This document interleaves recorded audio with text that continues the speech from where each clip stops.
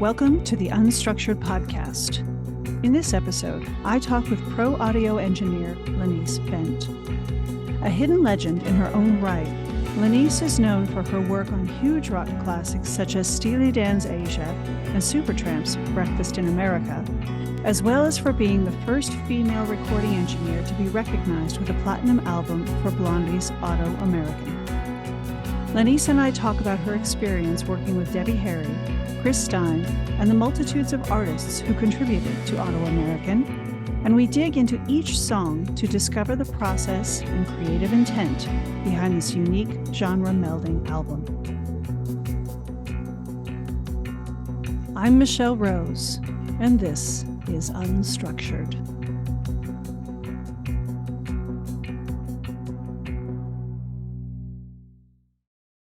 I had to put out my picture disc of Parallel Lines too.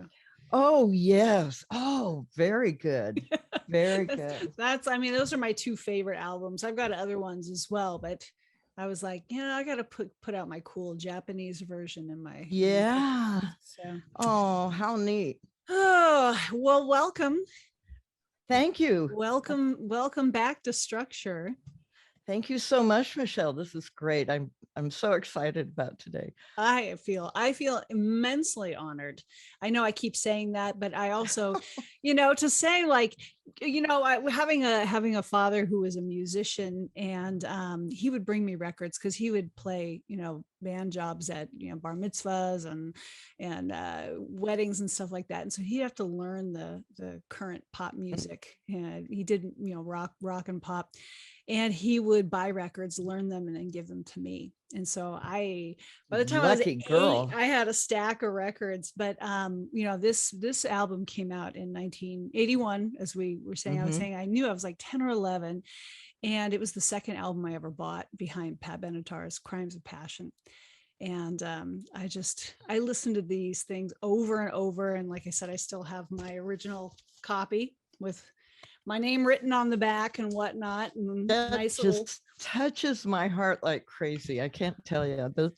That means so much to me that that this record that means so much to me actually had that kind of effect on you. And since I've been we planned on doing this, and I've mentioned it to a few people, they were quite blown away and said the same things that you've been saying, that this is kind of their awakening, that era. I had, you don't have any idea when you're in there cranking them out what effect it's having on the listening public.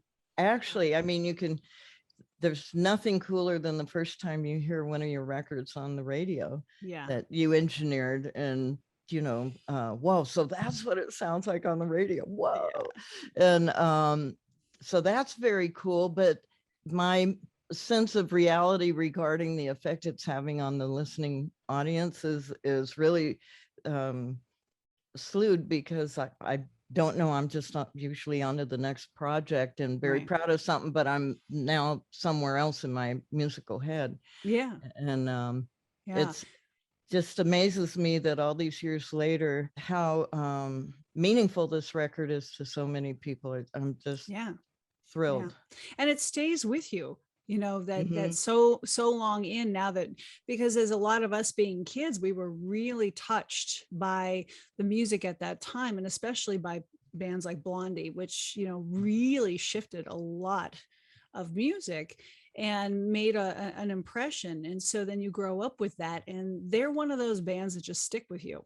So, like I said, it's like I've gotten rid of some of my records over time. It's just certain ones never, part of my collection I've never gotten rid of. And, the Blondie records were those. But this one was really in particular because I bought it first, as one of my first two. It was like you get the records and you're just being influenced by music, and you're studying the cover, you're reading the back, you're listening to every song, and back then we didn't have the internet.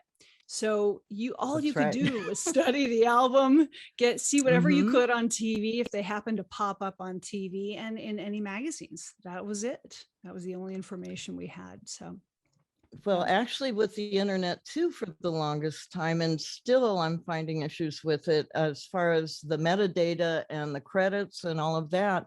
A lot of that information isn't always there or correct.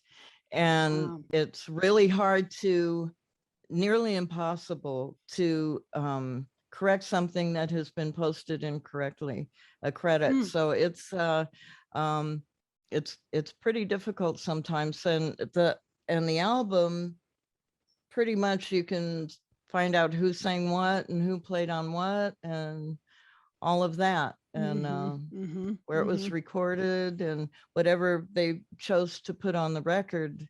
But that was just such an important part. And for myself as an engineer, and I can say this for my fellow engineers, that's how we got jobs. Yeah. Is people could, while they were listening, they didn't have to look up or do anything else except read that album cover or CD case, and they could say, wow, I want this person to do my record. Who's engineering this? Who's producing this? Who played keyboards on this? Who mastered this? I want them. And that's how we all got our jobs, by that, not all our jobs, but we all gotten jobs because of that. Yeah. Well, I want to dig into that and start there. As I've talked to you before, we've heard a bit about your past, and how you grew up and became an engineer through the last Struktur episode.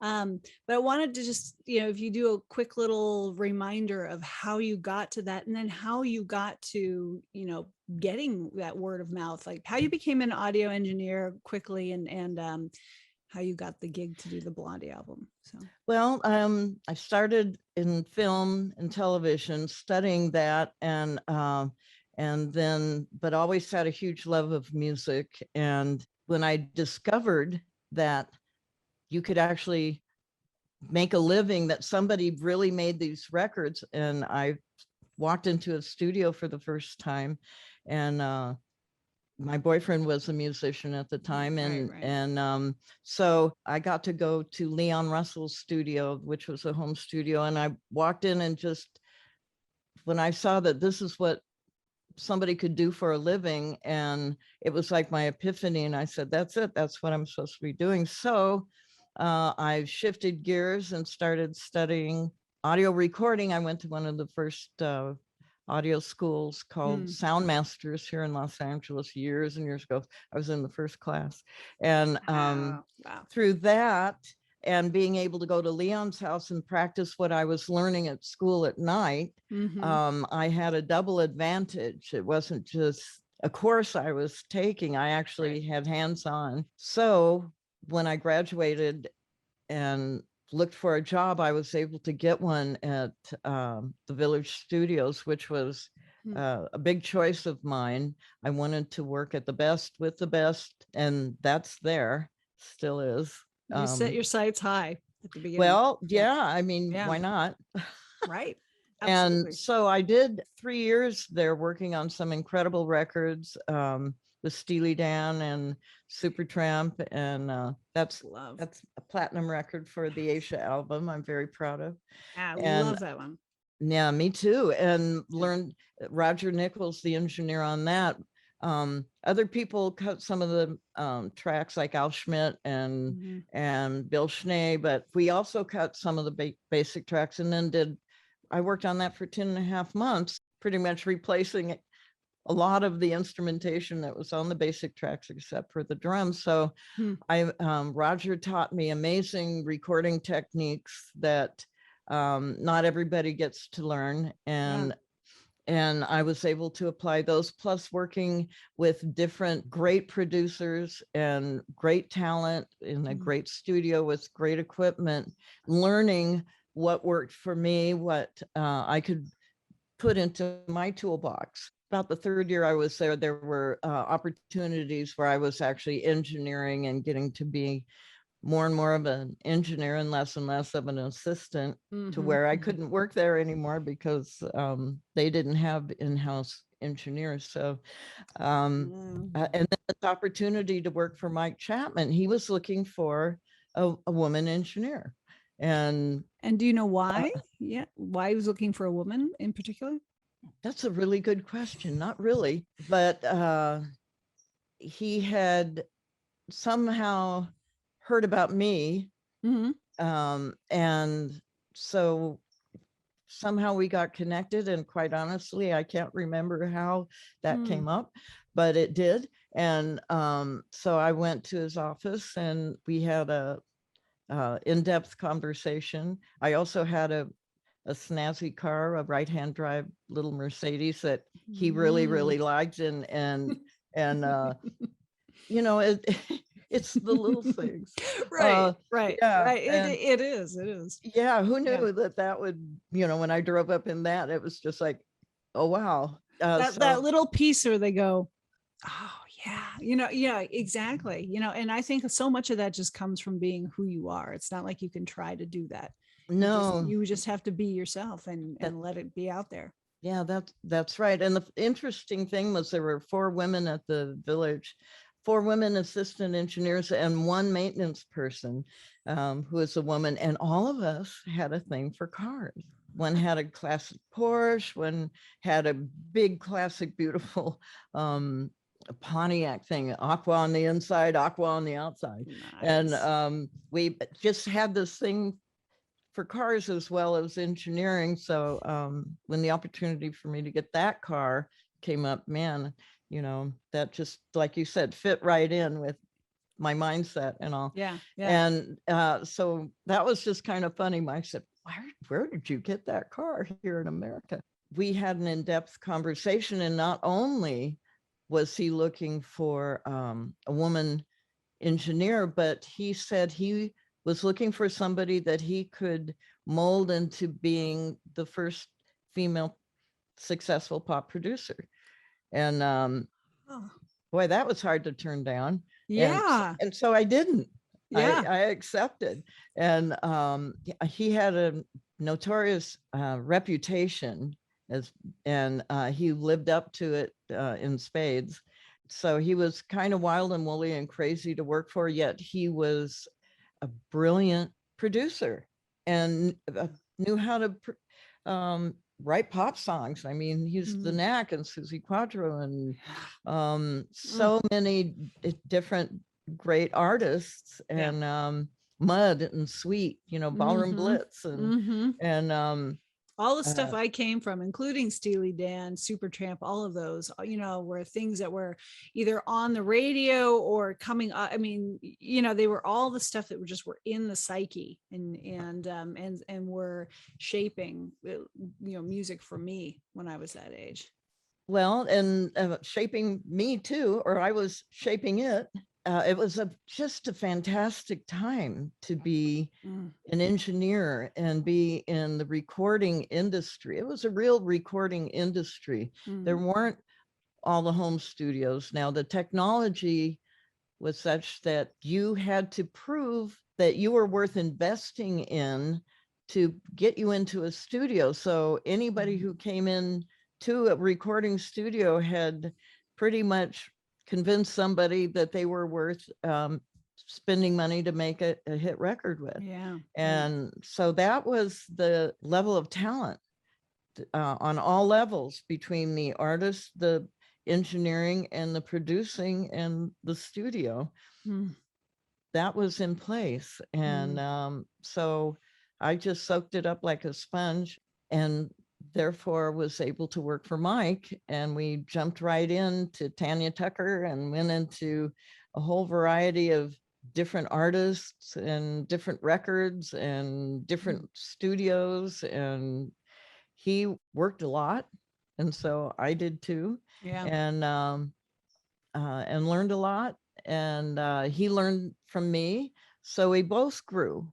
And I had developed wonderful relationships with session musicians and ability to know if they wanted, who do we get for percussion on The Tide Is High? I knew. And I didn't just know their names. They knew me from working with me on Steely Dan or whatever we were working on. So I was able to put that together. So I know that Mike depended on me for that. I mean, that was Mm-hmm. part of why I was there.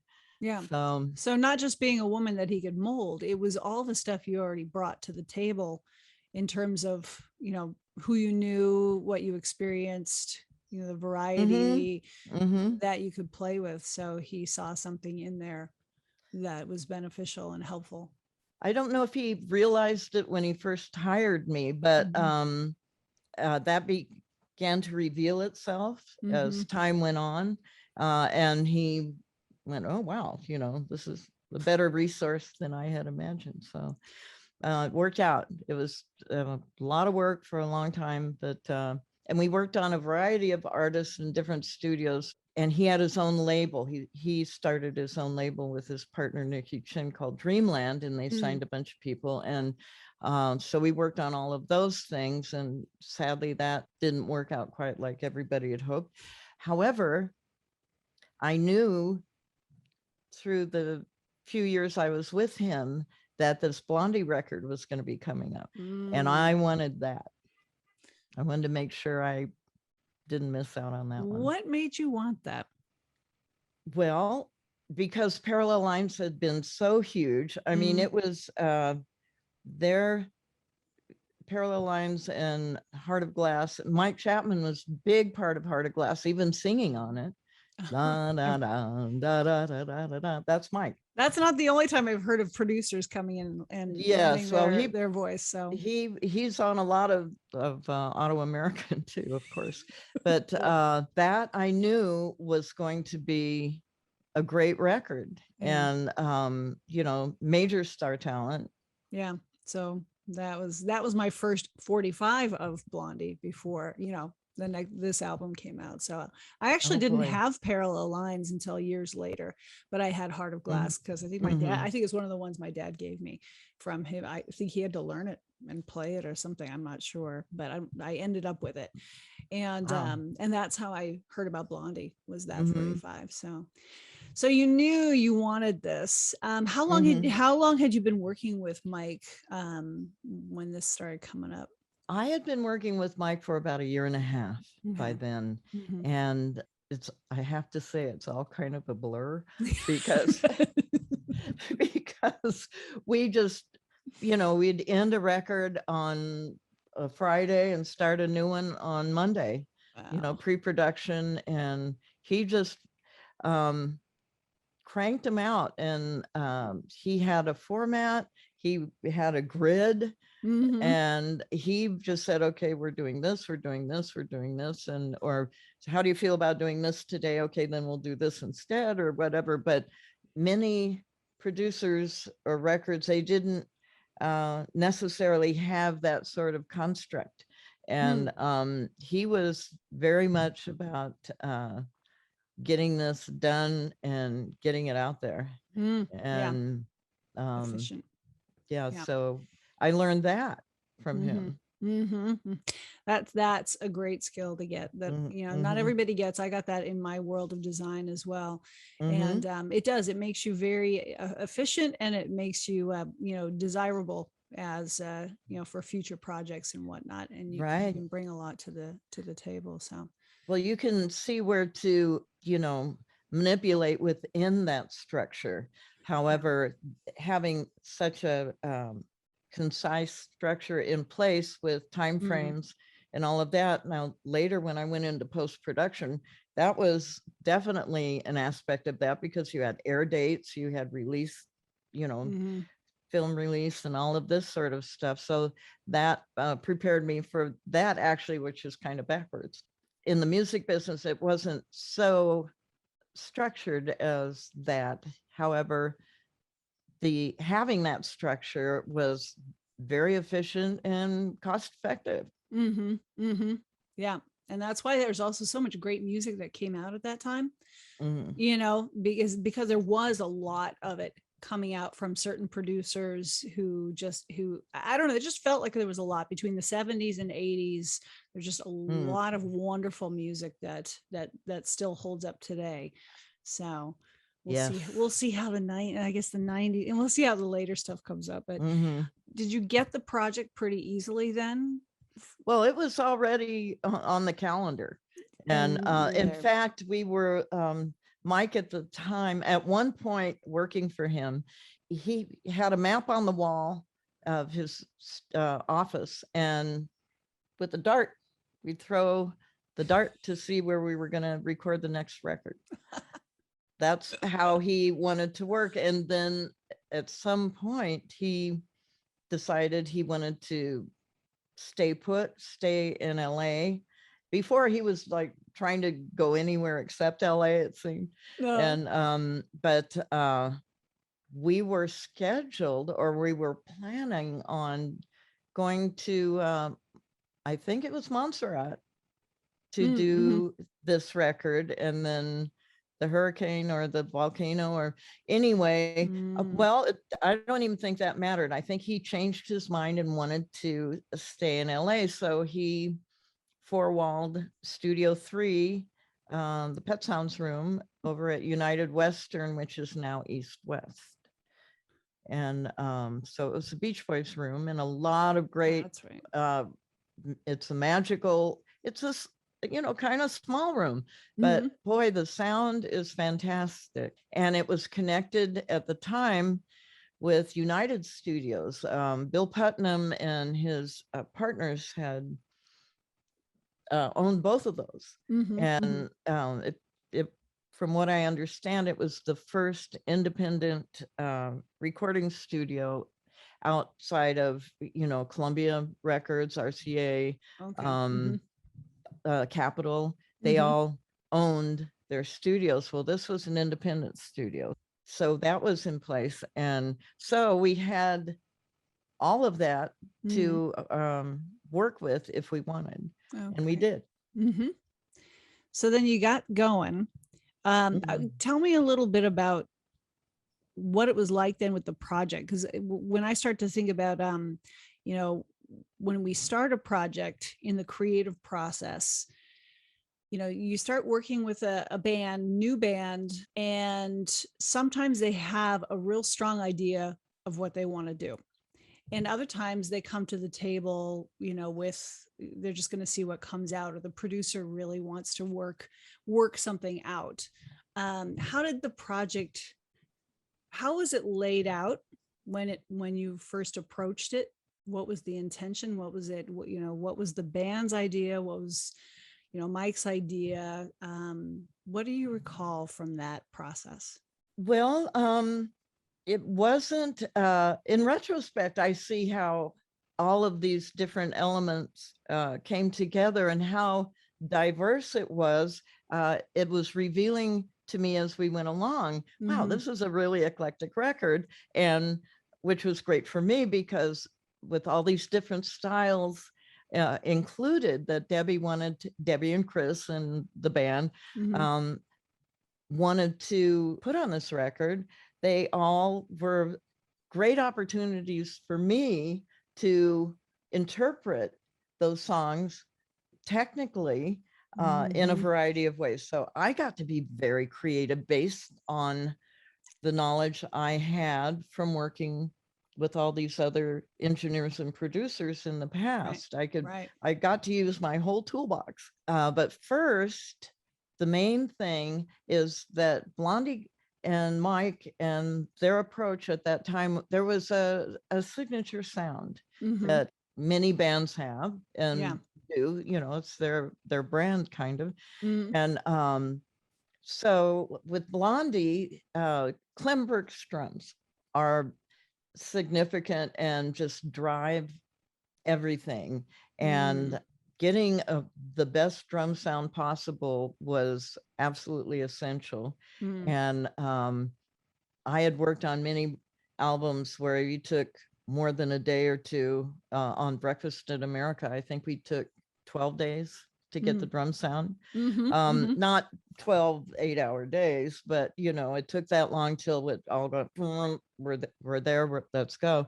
So I had mentioned to Mike in the meeting, I said, yeah, I really want to spend some time and get a good drum sound. He goes, oh, I'm there with you. He goes, I've spent up to 3 hours getting a drum sound. And I went,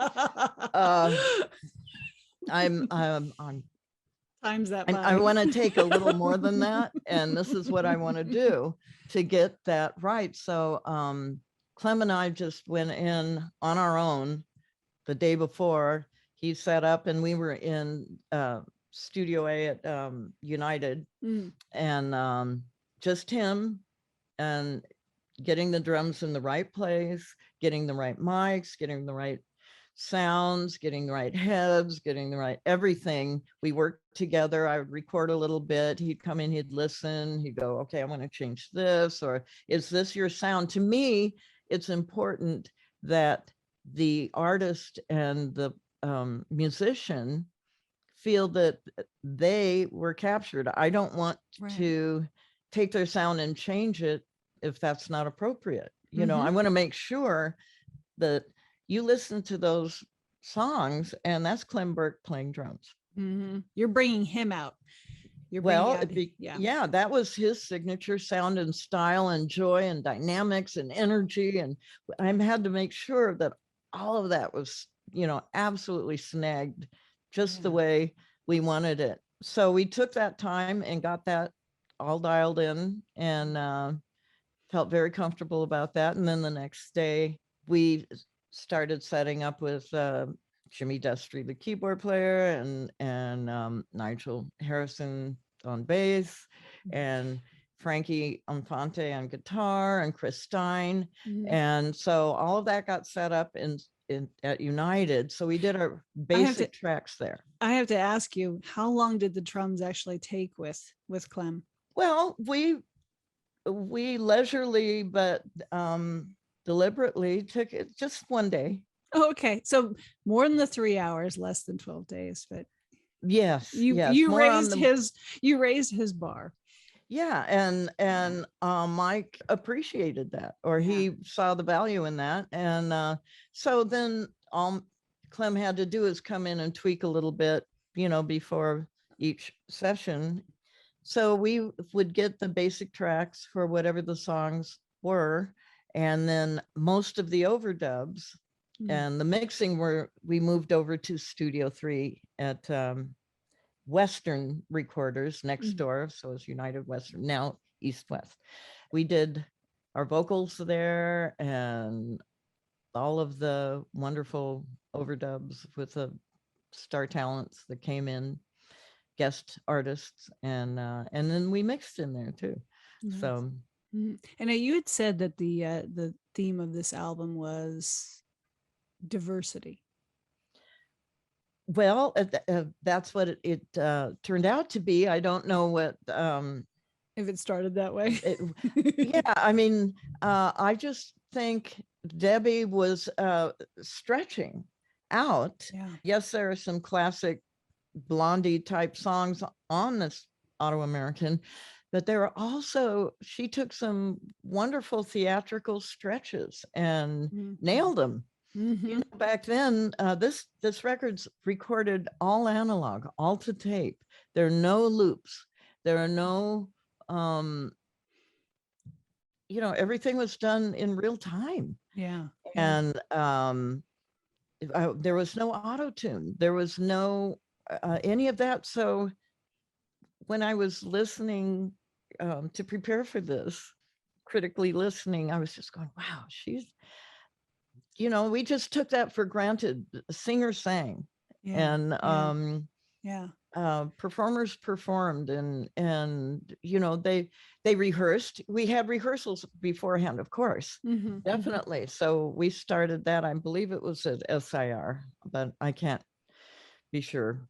A lot of different rehearsal locations, but we definitely rehearsed beforehand to make sure that you know, 4 on the floor shouldn't be a shuffle, or you know, the arrangements, getting the arrangements right, getting the basic parts right, allowing for surprises if necessary, but pretty much optimizing the studio time and dollar by preparing ahead of time doing the proper pre-production. So when you go in, you already know what you're going to be doing, basically. And if inspiration hits and something out of nowhere comes up that you want to do, you can. Yeah. But you already know the structure of how you're going to approach this. And Mike was so good at that. And perhaps Debbie and Chris and the band, I think that there was already a sequence in place.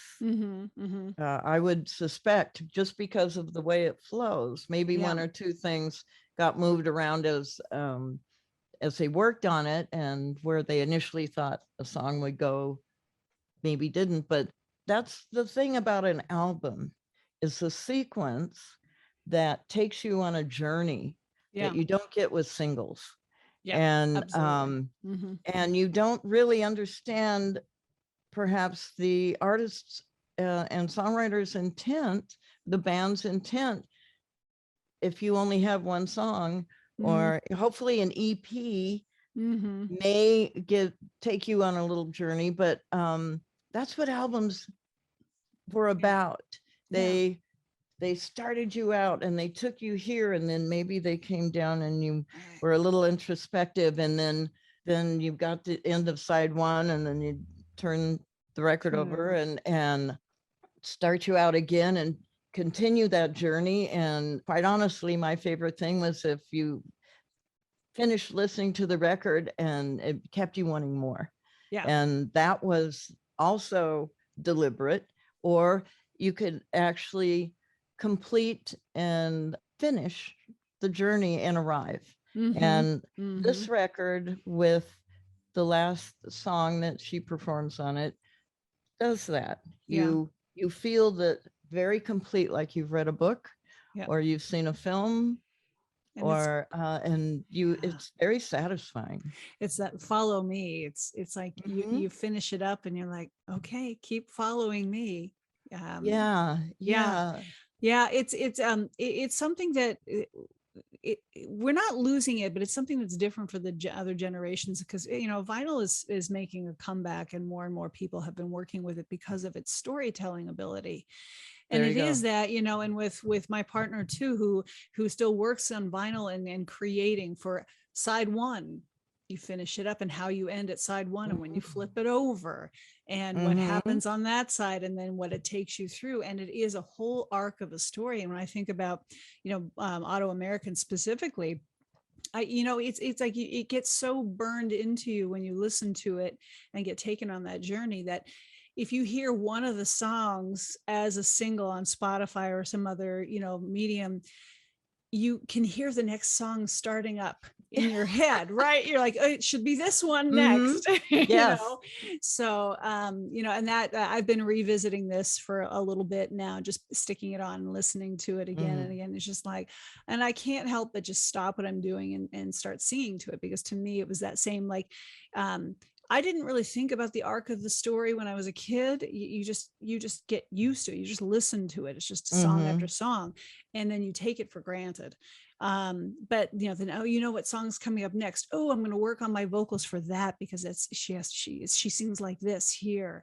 And what I loved about this one was how she does these kind of old school cabaret style, or in pieces where you're like, oh, as an 11-year-old, I wouldn't have necessarily picked up songs like that and started singing like that.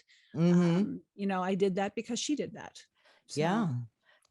On one song in particular, Faces, where it's so dynamic and so emotional and so tragic and so just devastating and yes, kind of oh, it gave me chills when and, you said that. Yes. I've got them too. We freeze this Christmas season.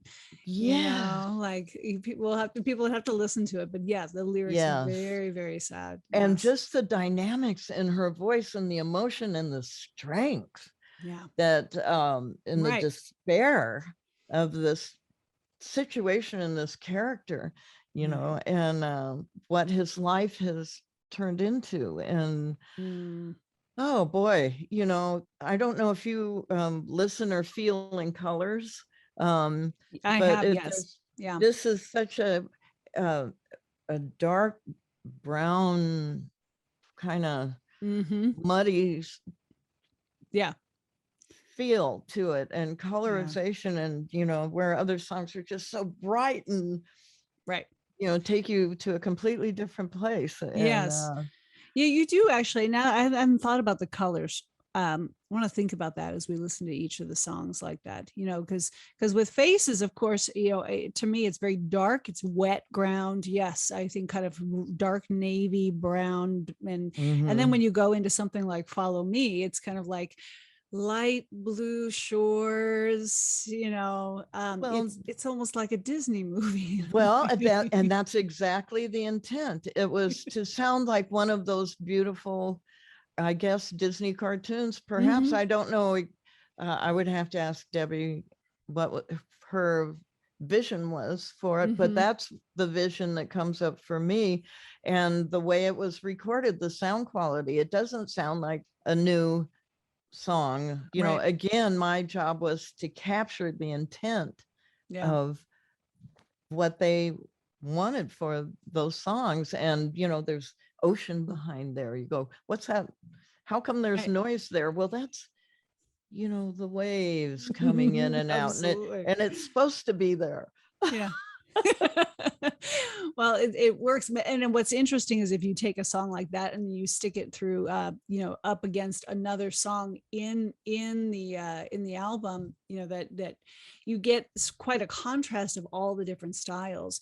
And I wanted to, before we kind of talk, I want to talk a little bit about the recording process before we dig into the songs. Mm-hmm. But I also wanted to ask you, like, because I got hit with something when I was listening to it again the other day. Blondie was, out of CBGB's, kind of a punk band, art band. It was more of the New York art scene and whatnot. And so I've always loved them because they're not trying to be something they're not, right? They're always a bit tongue in cheek about things. They've got really rough edges. Debbie does amazing things with her voice, and that a lot of singers just can't get away with, and Mm-hmm. styles. And so I wondered how that was for you, because this is it's a very commercial album, but almost not, because it's also Mm-hmm. very experimental. And it's, in a lot of ways, to me, it's like a punk band from New York, coming out and kind of thumbing its nose a little bit at the pop scene. Well, um yeah, and also, you know what, this was a risky record. yeah. It could have, a lot of people try to do stuff and it just doesn't sound authentic. Mm-hmm. It sounds like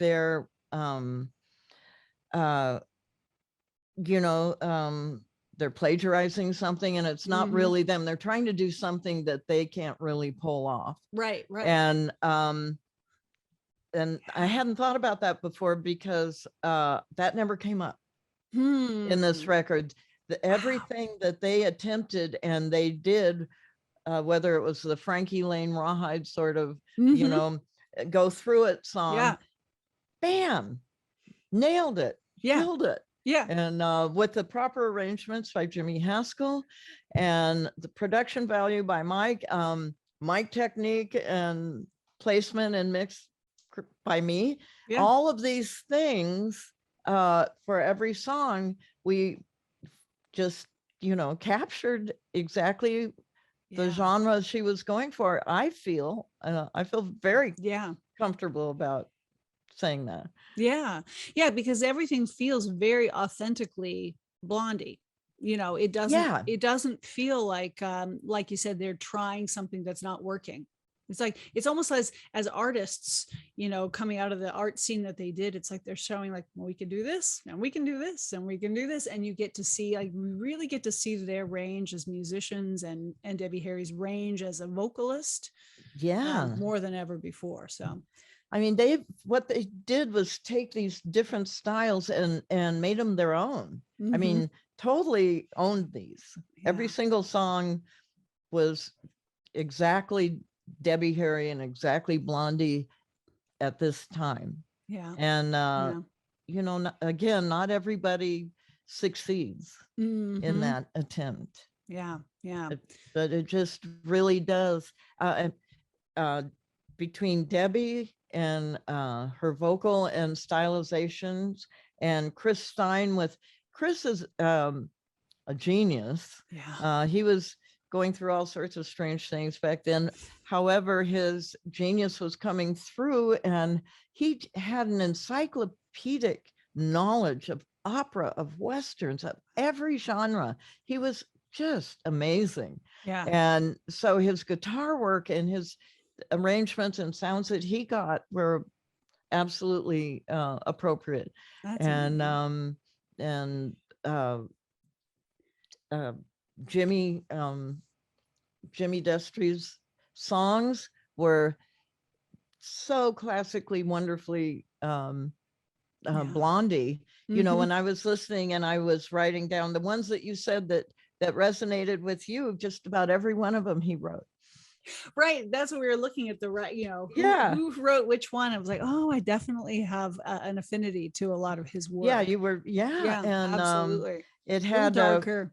a real fresh sound to them, Yeah. you know, that were you could tell that he was the one who'd written them. So it was wonderful. And Talented. Frankie Alfonte's guitar work, Nigel Harrison, fantastic bass player, musician, Yeah. and he helped write I believe it's T-Birds, Yeah. which is Yes. my very wonderful kind of favorite one to record. I loved recording all of them, some more than others, but mixing that one just was so much fun.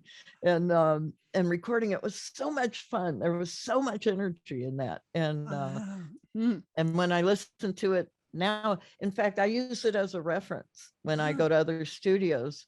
That's one of my reference songs to put on because I know it so well and I know what I want it to sound like and to feel that energy. Yeah. And also I want other people to hear it because it was supposed to be the third single off the record. Oh. And it was in place for that to happen. And then record company Oh. stuff, and they wanted to do the next record. And Yeah, because so there it wasn't a kept third going. single on this one, was there? Beyond No, it was Tide is High primed. and Rapture. It was primed for that. And I Yeah. was so excited because I couldn't wait for people to hear it because I knew how happy it made me. All that How stuff, fun it was. the stuff behind the albums that we don't know, like, that things Mm-hmm. are really set to become this. Sometimes things surprise people, they come out and surprise, but most of the time it's, what's going to be a hit and a single, Mm-hmm. and it's what you put out there. Is there anything specific, like kind of about the gear? I mean, you already talked about this being an analog, and which was that mainly still what everyone was using back then? Yeah, it That was just was the towards the standard. tail end. That was the standard. And actually, I have to say, I was a very, very lucky engineer because when Mike decided to stay in town, he said, so what do you need? What do you want to record to? What do you want to have? Just tell him what you want and we'll get it. Yeah. So I did. Yeah. And so we had a Struktur 880. The 827 hadn't come out yet. 800. And so we had a 24-track Struktur and a 2-track Struktur 880. And then we also had an MCI, the MCI 24-track machine. We'll get a little into gear right now. Okay. Punched faster. And when you're recording, or at least it seemed like it, or it felt like it, and Mike was used to using that or having that around. And so I was very happy to use either machine. And then the outboard gear, one of my favorite limiters was, and it wasn't very expensive, and I don't know if you can get them now, DBX 160. They were like two little ones would fit in one slot in the rack. And so you wanted kind of a stereo pair of those. Those I found because many of Mike's artists were women. So female vocalists have, intense dynamics, much more than men. And so you not only do you have to ride the vocal as you're recording it, but putting on a limiter that would catch the peaks without Mm-hmm. you hearing it pump, Right. or, and so the DBX 160, very simple device, loved it on vocals because we moved very quickly. We wanted to keep the energy up. We wanted to capture performances. You can't sit around and go, let me see it, hang on. Could you sing that again? And, Mm-hmm. I would start recording just when we were running down the song. Yeah. As I was learning where my moves were on the fader, the mic level, as well as watching the limiter and getting that. But, if that would end up being the take, then we'd have to figure out how to make that work. Right. But if she's warming up or getting into it, and then, Yeah. I would have it together, but I always recorded everything. Yeah. Just, Yeah. just to make sure. You got to capture, because you don't know when the lightning's going to happen, the magic's going to happen. Exactly. And where their joy is going to come, or their, whatever it is they want to share. Where's the best that it can come. And when you only have 24 tracks, you have to make decisions and commit. And so you may have a few tracks set aside for vocals, and so you can keep one or two perhaps, but not like in Pro Tools. And fortunately, when you're in that mindset and they're used to recording like that, then you get a take, and then if there's some lines you want to fix, and you have to punch in and punch out. And that's where having a tape machine that goes in and out very quickly, and how to do that microsecond anticipation of going in and then pulling out exactly at the right point. It can be an acquired skill, and not everybody has that. And fortunately, I enjoy doing that.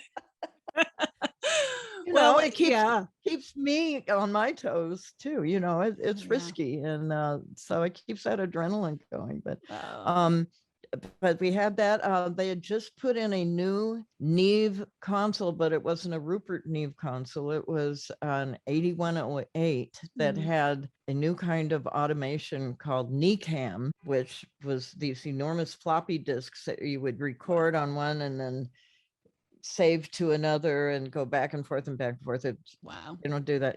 And so it was interesting that console, and it was enormous. I almost needed roller skates. It had, I think, 52 inputs, which was a lot then. What's in that room now is a Trident board, and it's much smaller. But at that time, that's what they had. So that was new, and I had to get trained on that, along with the maintenance people and all of that. That came in, and nobody had ever worked on one. And so there was a little, ramp up for that. But they had echo chambers there. And another thing that had come out was these EMT 250s, the digital reverbs. It looked kind of like an R2D2. And they were very expensive at the time. And we had two because I wanted to be able to have a signature long reverb and a signature short reverb without having to change, because if he said, just get what you want, I did. There was, I think there were the Neve preamps, the 1073s. And a lot of these things, if I go into Studio 3 now, I can say, that was mine, that was mine, that was mine, that was mine. Still there. Nice.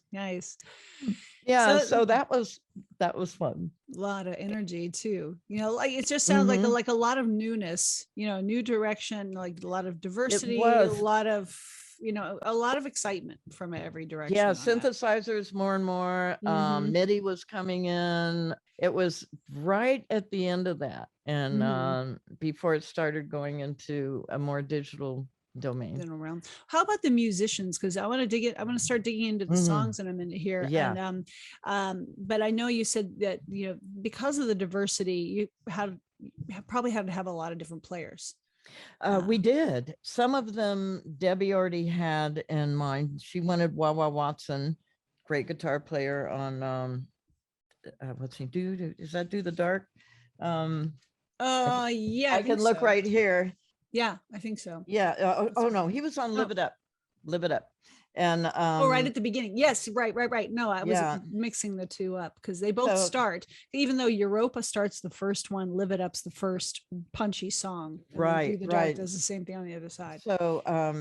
So yeah, she wanted him, or she and Chris, who I will say her just because she's mostly Blondie, but I'm sure it was a consensus, or maybe somebody else suggested and she went along or whatever. So they wanted Wawa Watson, and then Steve Goldstein, who's on piano on Faces. He was in another band that Mike had on his label, and he was very good. So that was good. I think Mike chose Jimmy Haskell because he was, as far as the arrangements, and because he was so classical and classic. And so he could capture all these different things. And yeah, he was very popular at that time. It was wonderful to work with him. And that was my first orchestra on my own for Europa. And the sound they wanted was definitely that sound in old film noir city going into, Autoamerican. And but then they didn't really have a saxophone, or didn't know quite what to do for Rapture. And I had worked a lot with Tom Scott, great sax player. He was with years ago, LA Express, Joni Mitchell. He produced, he's played on everything. He was, I think, the musical director for Conan O'Brien. I'm not sure. Oh, okay. One of those shows. Anyway, I knew Tom well, and he played all the parts for Rapture. It sounds like a horn section. He did all of them, and it was an 8-minute song. It was like, go back to track, bar 152. Okay, and we'd punch him in there. That was amazing. He was fantastic. And then I believe Ray Brown was already chosen as well. Wonderful classic stand-up bass player, perfect for the song Faces. Then my favorite thing was when they wanted to do the percussion for The Tide is High. And when that song, Debbie first brought it in, it was on a little cassette, and it was the original performance by the original artist, who I don't have that written down right now. You may. I wrote it down, and then where did I put it? It was that 1967. Yeah, it's on the. Where the heck am I sitting here? The Paragons.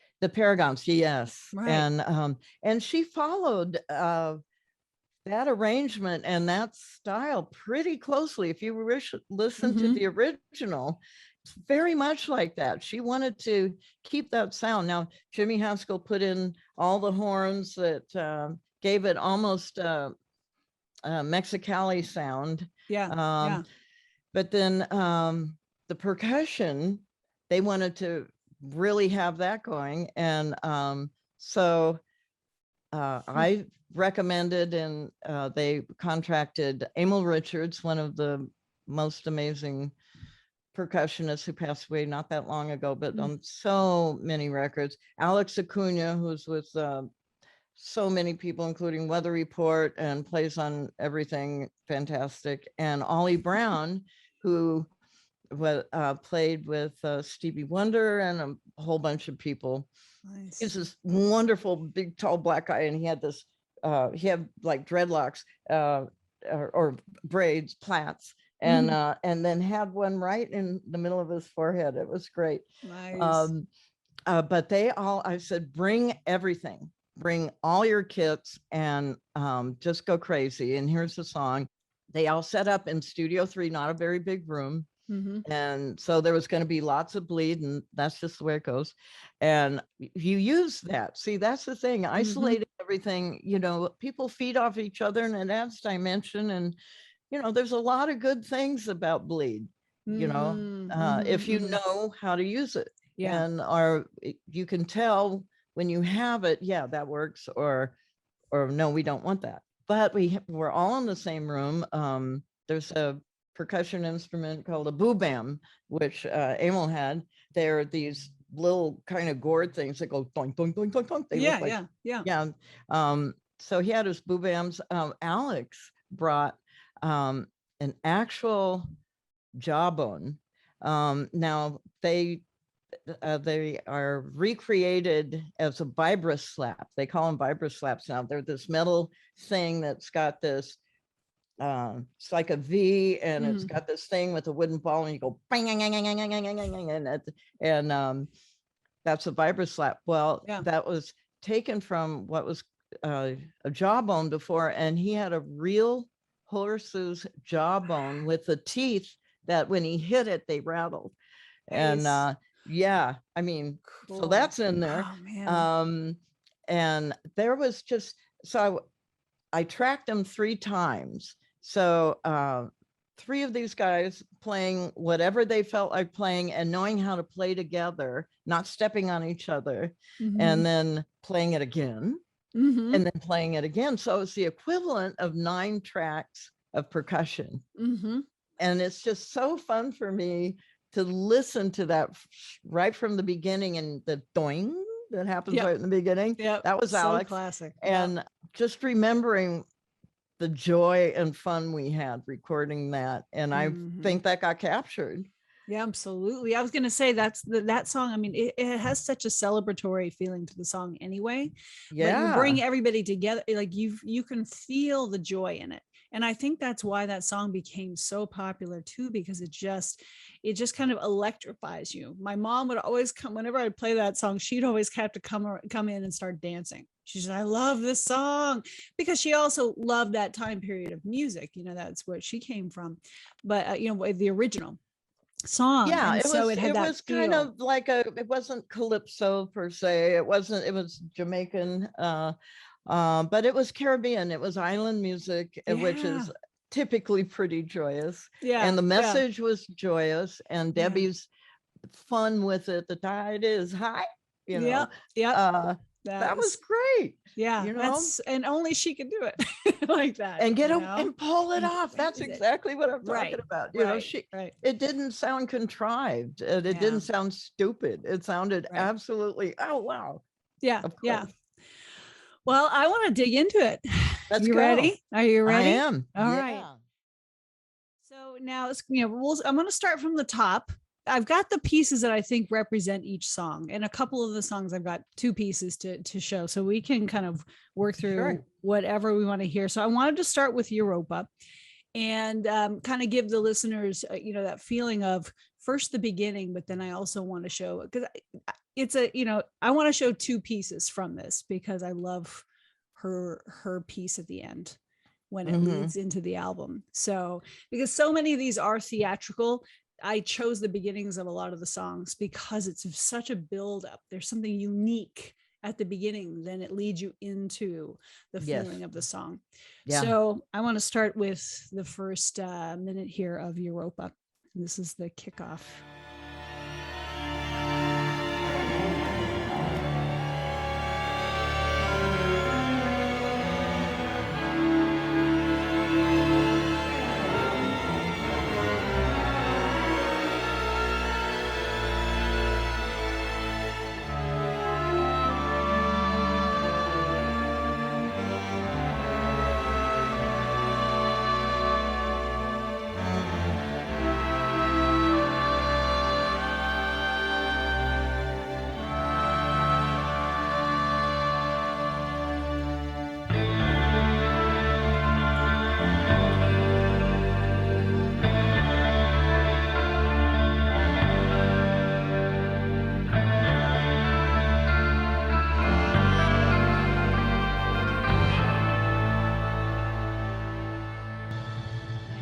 Stop there. Well, I'm sure that was a huge surprise to any of the people who bought the record because they heard Rapture or The Tide is High, and then for it to open up with this theatrical film score type piece, and the heaviness of what they were getting into, Autoamerican, the automobile, and how we are becoming, you know, automatized, and what is it, lying naked on the dead on the side of the expressway. I can't remember. Yeah, we're gonna play that. Yeah, but I mean, it's just like, oh gosh, and abandoned this is on the terrible. expressway. Yeah. Yeah, abandoned on Yeah. the expressway. Yeah. So you build up to this, and then she goes into this next piece where she starts talking, And which yeah, and the build up there. I want to go to that and then finish this out. Based on the desire for total mobility and the serious physical pursuit of religious freedom, the auto drove mankind further than the wheel, and in remote areas even today is forbidden as a device too suspect for human conveyance. This articulate conception has only brought us all more of the same. Thoughtlessly locked into phase 2 gridlock, keyed up on its rims, and abandoned on the expressway. Altitude is 3,000 and 81 Echo is turning left to 250. Love that. I'm going to stop right there. Yeah. I have to say, when we were working on that, I wasn't aware of that coming in. That was like done after all the other music was recorded and mixed. And so creating this production piece with the many tracks of traffic and helicopter, traffic sig alerts and all of the noises and all of the congestion and all of that sort of stuff, that was done individually from what they used to have sound effects on reel-to-reels then. And so you'd play a reel with this sound effect on it and fly that in and fly that in. And I have always marveled at the intensity that Mike Chapman had while he was creating that. He was actually running the tape machine and doing all that because he knew exactly what he wanted. And I was just very impressed at his intensity of vision for this and putting that all together. I have a very wonderful image in my head of him creating that. I love that piece because I love how it starts. It starts so unique and it ends in a completely different place. Yes. And you do kind of get this feeling of like, what am I in for? And then the music starts, and then you're like, okay, here we go. But this is kind of setting you up. And, what do you make of that? And it really works for me. So, well, it's like setting the plot sort of, and here we go. Here we go. All right, let's go into Live It Up.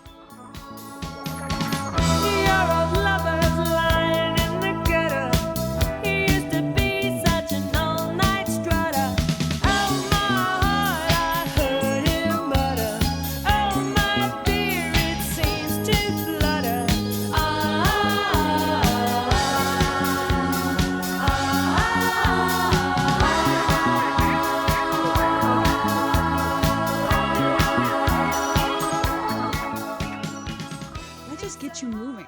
Yes, it does. And it's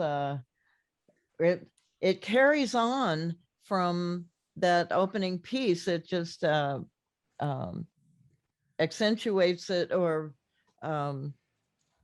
sets off, this is where we're going, and you really feel that Autoamerican abandoned on the expressway, and used to be an all-night strutter, and this is, and Wah Wah Watson is playing guitar on this, so that's a wow wow wow wow. That's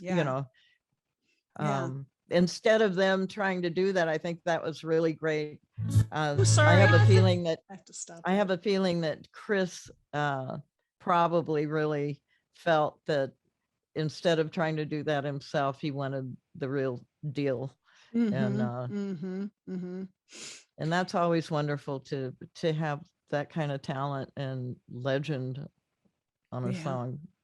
Well, when you can get it, and also, I think that's the piece about being an artist is knowing what you can really tackle and what you need to bring somebody else in for. There's a role. Or you'd prefer, I mean, that it would be like, this is Yeah. Use them. It makes me wonder, like, that's how they made this work, because they brought that the authenticity in, and this album's feels very collaborative in a lot of ways, with artists, because that's something that I know that they like to do. I was going to say also that Chris Stein is always been an amazing photographer. I mean, a big, and he still is. He has an amazing Instagram feed now, and but he's always done so many of the amazing iconic shots of Blondie and of Debbie Harry. Last night watching some of the footage of the storms and the flooding in New York, somebody posted one and said, video submitted by Chris Stein. And I went, I wonder if it's our Chris, Blondie Chris. Yeah, that was just last night. Wow, that's interesting. Yeah, because he's very active now, and he has a very active Instagram with his current photography and old photography. So, well, during this whole record, he was filming on. He had one of those big old square video cameras that you had to sit on your shoulder, and he would go out on. We were right on Sunset Boulevard, and he would go out and film all of the local color and film what was going on and all of that. I've never seen any of it, but he was constantly filming, and wonder if that's on Instagram. I'll have to check. It could be, and there's some documentaries and different things, because he did document a lot of the scene back in those days as well. So, but as an artist, that he was definitely, loved working with a lot of different people. So, why don't we dig into one of the ones we were talking about? Here's Looking at You. Talk to me now, step into my room, we'll have a word or two. If I ever had $1 million, if I didn't give it all to you, would you lose interest, show me indifference, foot in another shoe? Not very high heels, not wearing sneakers too. That one is so fun. And I was just watching The Shining the other day, and it was like this kind of that time, that like when they have the old time bar and the music and the time this period. Prohibition. Time. And so it made me think about that. Well, and so to capture not only her performance and vision, to record it in such a way, all of the horns and all of that are way in the back. So we used I've used a lot of room mics, not a lot of close miking for the horns, and they were mixed as if she were singing on a stage, and they were all behind her.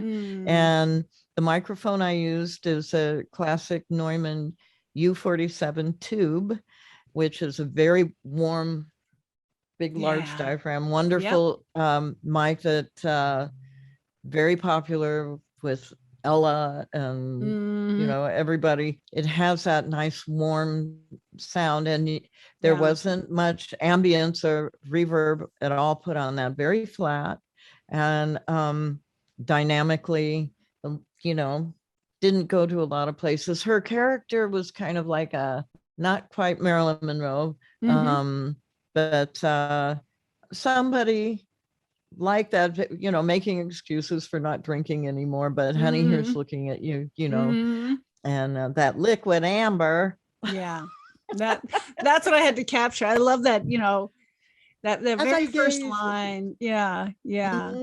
And there's something very, I was going to say the same thing with the warm tone.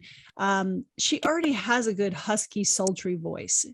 And this song really highlights that, but it also has that sweet quality, because I've always really marveled at her range of being able to hit these higher notes and go down and have this very, like this deep, liquid voice down here that could still go.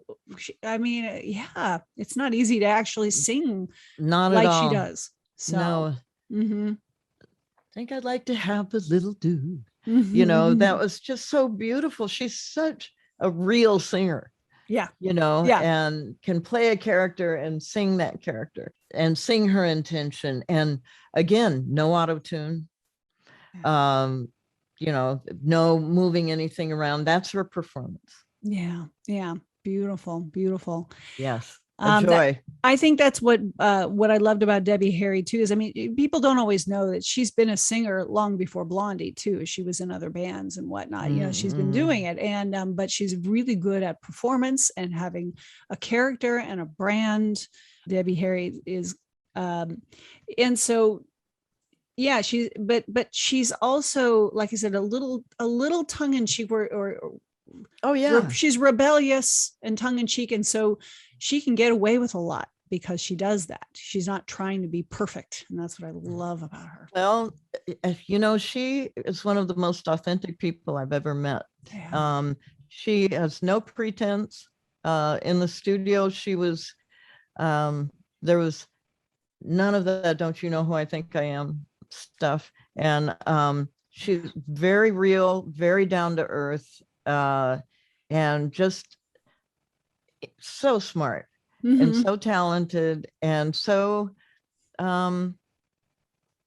just easygoing, but also knew exactly what she wanted, and made it happen. And I can tell one story that I'll never forget.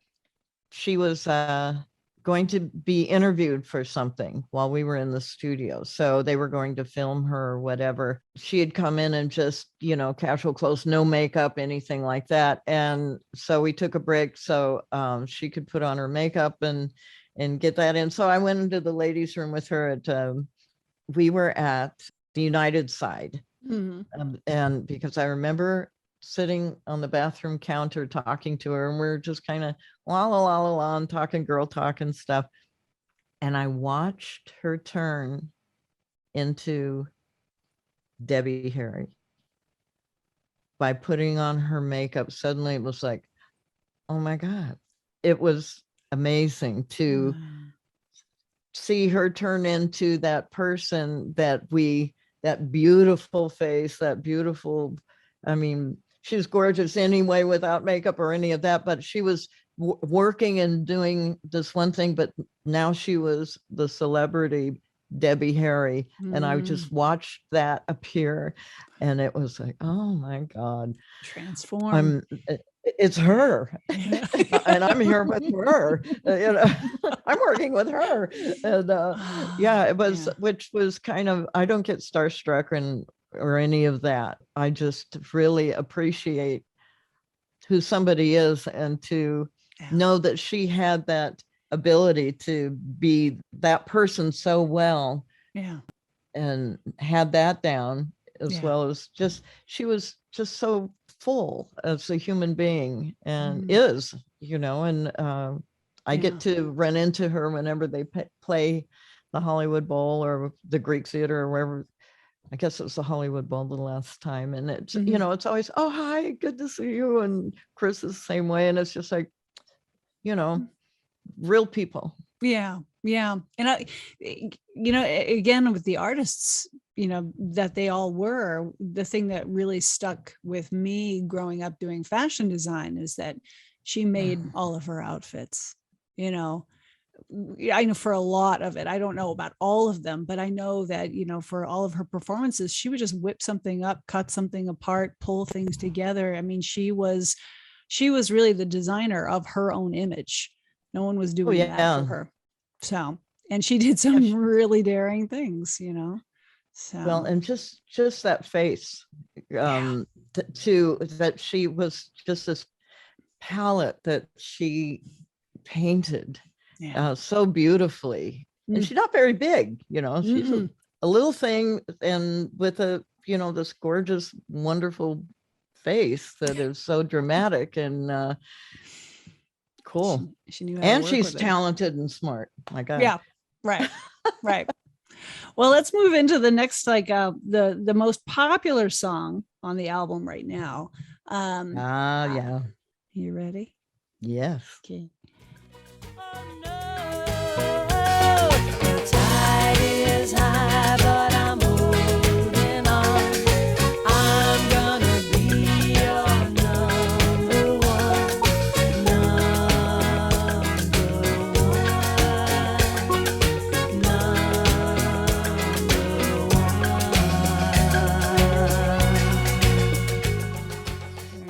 help but I sing know. along. I know. Everybody. You talk about an ultimately catchy song. It just like grabs you, like Oh man, Hook City. Yeah. And I wonder what Mike Chapman thought about that when he first heard,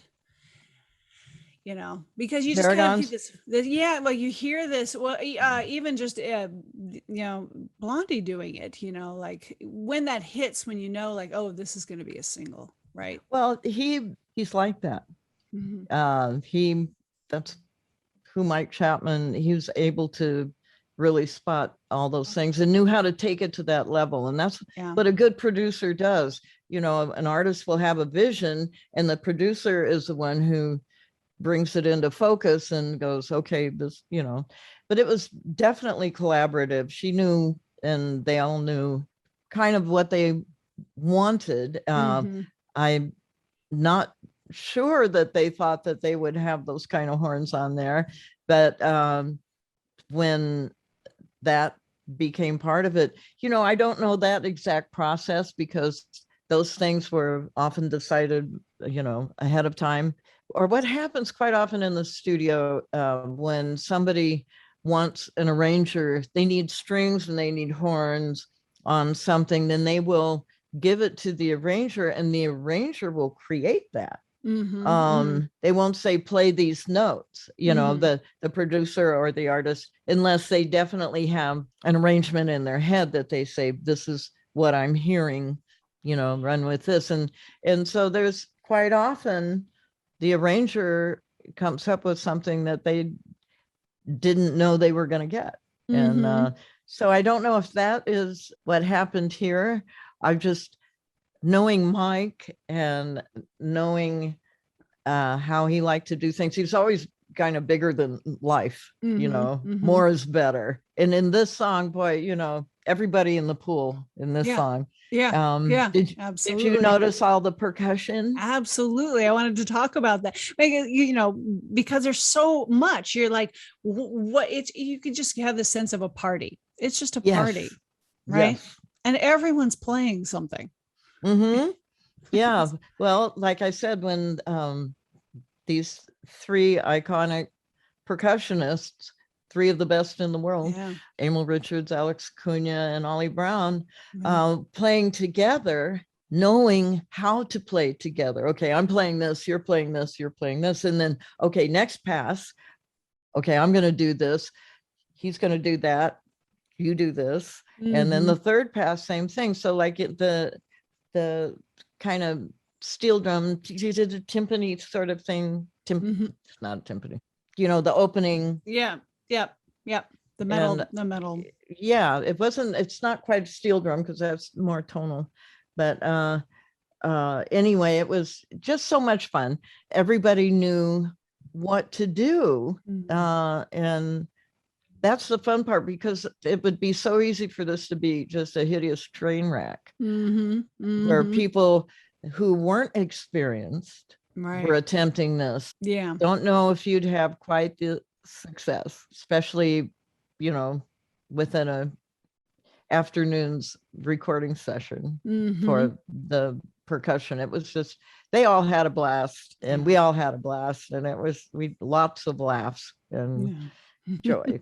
So you feel it at the very end with that, that cackle, that laugh at the very end that closes the song out too. You're just like, oh there's that just pure joy coming out of it. And it's an interesting thing because it's such a popular song and it's such a beautiful song.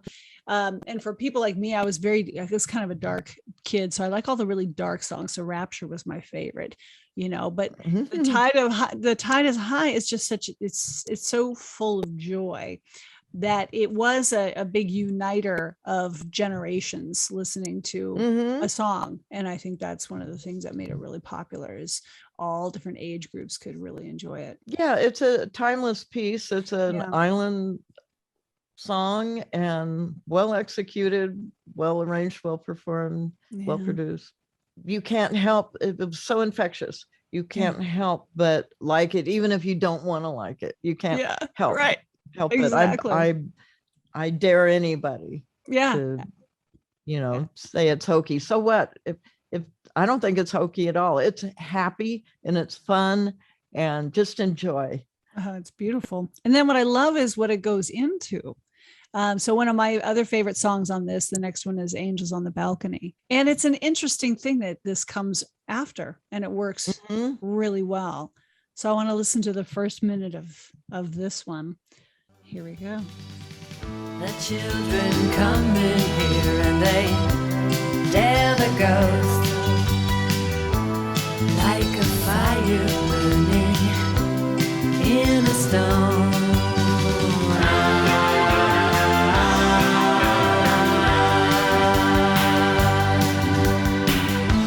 Silent light in the...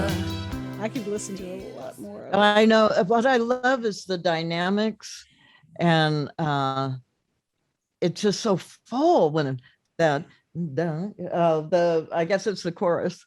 Bum, bow, da, da, dum, dum. Yeah, with the voices and all of that. It's it just felt so good to mix. I have to say, it just, you felt the bigness of it all, and felt enveloped in it.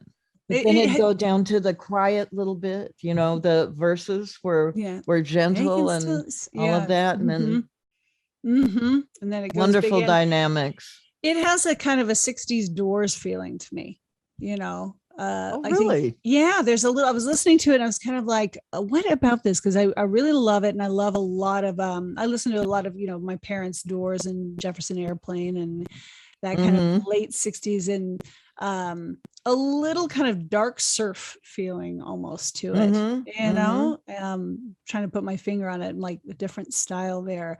But I was like, a little Doorsy to it. Very little. Why am I thinking that? And maybe I'm not picking that up for yet, but I will consider that, and I will listen with that in mind. Because I'm, that was my era. And so that's going to be like, you're going to have a tighter filter for that sort of thing, and there might be other bands that it's more like, but that's kind of where I'm going with that genre in general, so looping that together. And so that was an interesting one to come behind the tide is high. You wouldn't necessarily think those two songs could even be on the same album, or necessarily especially with that interlude there of the mechanical Autoamerican. This is the theme of this record, and people, and who we are right now, or were right then, and kind of still are. Very experimental. So then we go into Western. Yes, go through it.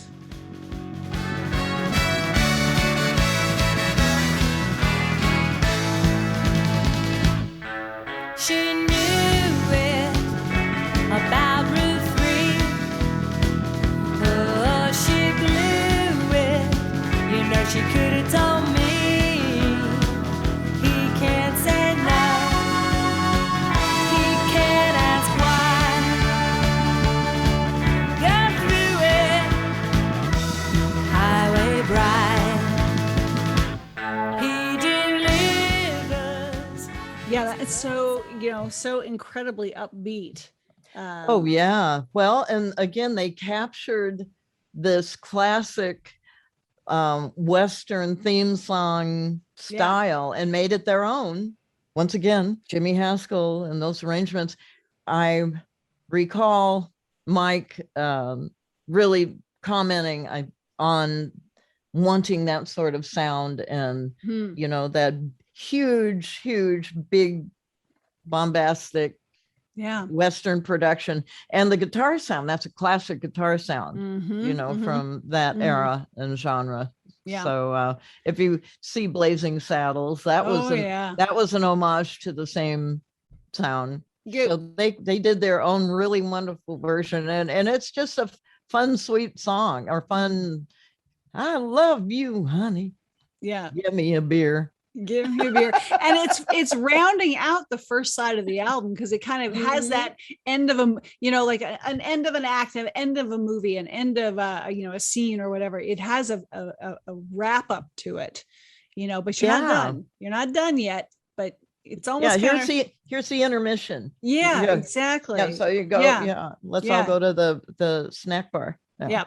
But it also works for me too, because like so much of the, kind of punk and alternative scenes had a lot of rockabilly to it. That was a big piece because of rockabilly, rock and roll, old greasers, and whatnot, that there's a piece of that in there that really works, Yeah, it's almost, well, again, Clem is just one fabulous drummer and so versatile, and just his energy is just so joyous and infectious, and whatever he wants to project, boy, I know in music today there's so much compression, and so often dynamics isn't quite a part of the production anymore, and that's where a lot of emotion is.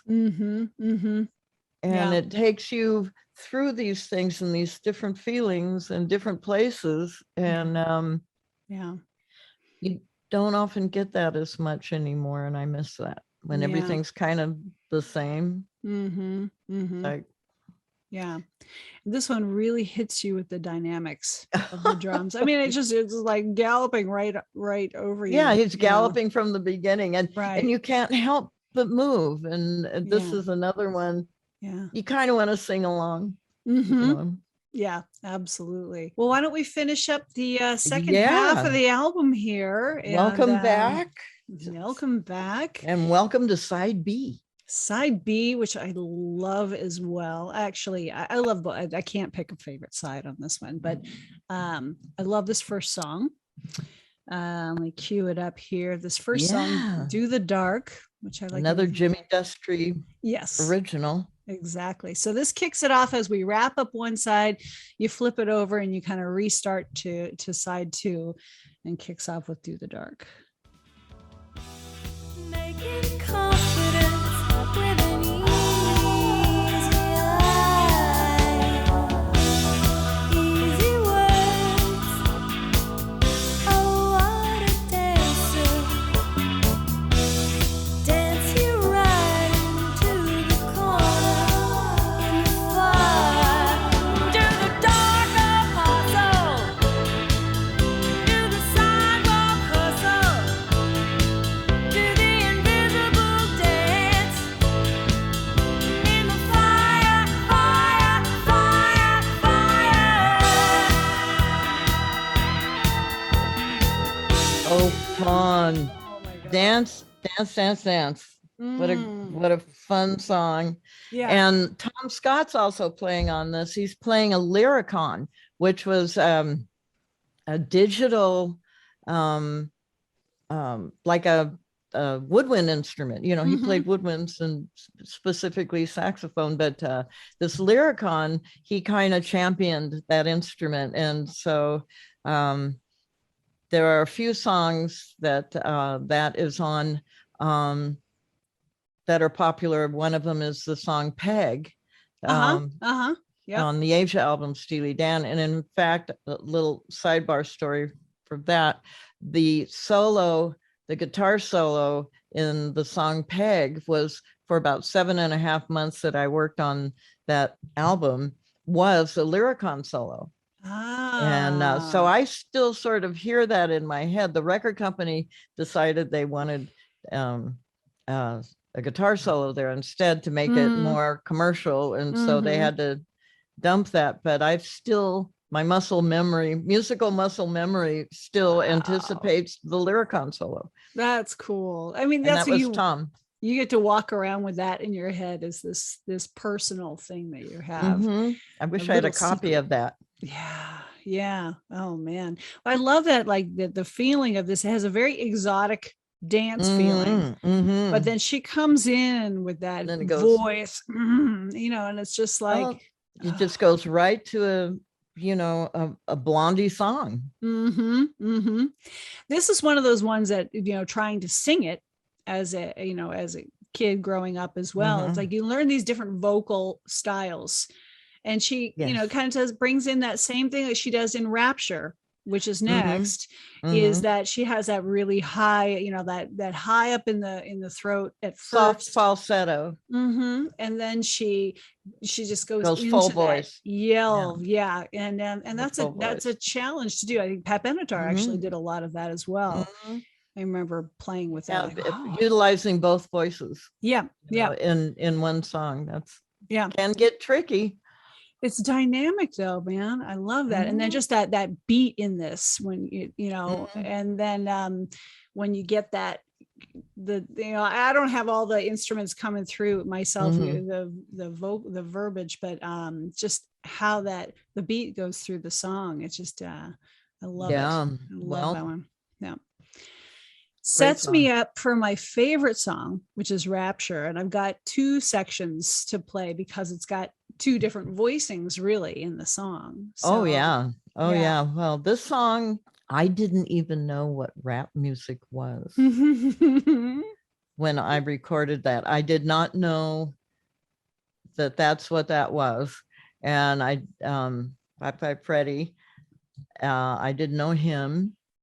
I didn't know about all of the things that she was singing about till later. It just came up, and that wasn't a West Coast thing yet for me. Right. And so I'm a little embarrassed, and also, first hit rap song with music is done by a white woman and engineered by a white woman, and that's probably a little unexpected. Yeah. But there you go. There it was. Yeah. And again, to me, it's just another timeless song, and the layers and the different instruments create the different colors in the painting of that creation, musical creation. And there's so many wonderful instrumental elements to this, starting off with tubular bells, how great is that? Yeah. And then our hand claps through there. I have to say, again, this is it's about 8 minutes long, give or take, and all in real time, all performed in real time, to tape. And with Tom Scott, when he came in to do his sax parts and do his horn section, he played every single part. So it sounds like a section, but it's all him. And the chart, thank goodness we had this enormous Neve console, because the chart went completely across from that, and playing along in all of the parts he had written for it. I mean, it's quite wonderful when you listen specifically to the saxophone in the song. You hear all of the different things that he put into it that he had to do in 3-part harmony. No small feat. It just demonstrates he's, the finest. And it was so fun to, I don't know if Mike had ever worked with somebody like him before, and because he's producing, I'm engineering, and there were, hundreds of bars in this song, and so you'd have to, if there was a little screw up or something, you'd stop and roll back and punch me in on bar 152. Okay, and that's a lot. Also, our hand claps took on different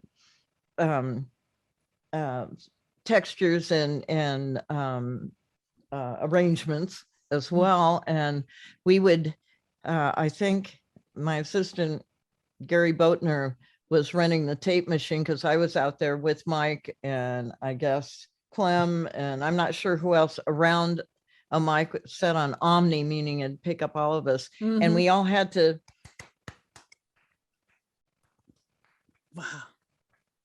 in unison, or you can hear it when it just went on, 2 and 4. And you do that for a few minutes and your hands are bright red, and somebody'd have to go, stop. And they're we'd shake our hands, say, okay, Flames. roll back, punch us in right here. Okay. And then we would carry on. I swear my hands were, all of us were just on fire by the end of that. That's a great visual. I'm never going to be able to listen to the song now without seeing. Well, see, that's why I'm telling you.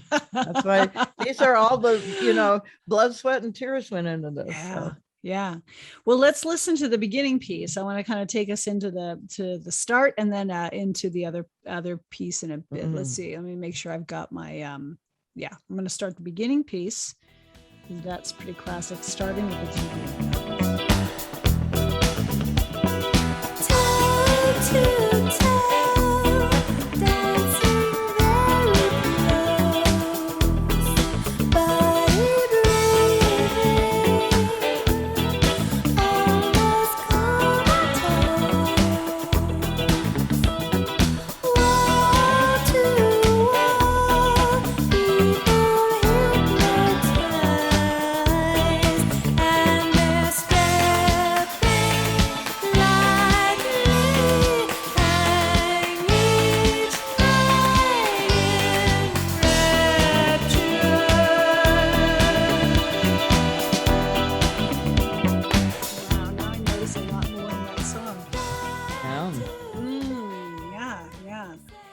Yeah, there was so much wonderful stuff going on in that song, and to be, on just, we didn't sync up 2 tape machines. We had, it was 24 tracks. I mean, if we did, maybe we did, but I don't think so. I don't recall that because we had 2 different, I don't think it would work, but no, that was all. You would record several tracks of something, then you bounce them down. So like stereo stems, what they call them now. So you could clear out tracks to add other stuff. But there were, 3 tracks of horns, lots of hand claps. I don't think we didn't double it. We did not double it. We didn't need to because we had so many people out there doing that. But you know how hard that is to do in unison. Sync everybody up, and more people, the more so syncing you have to have your stuff together. You can't screw up. And all of those things,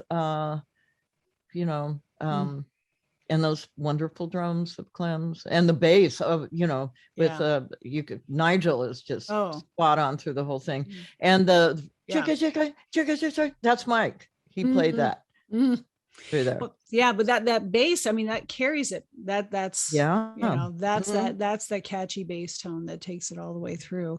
Now I want to get into a little piece of the rap part. What did that feel like for you?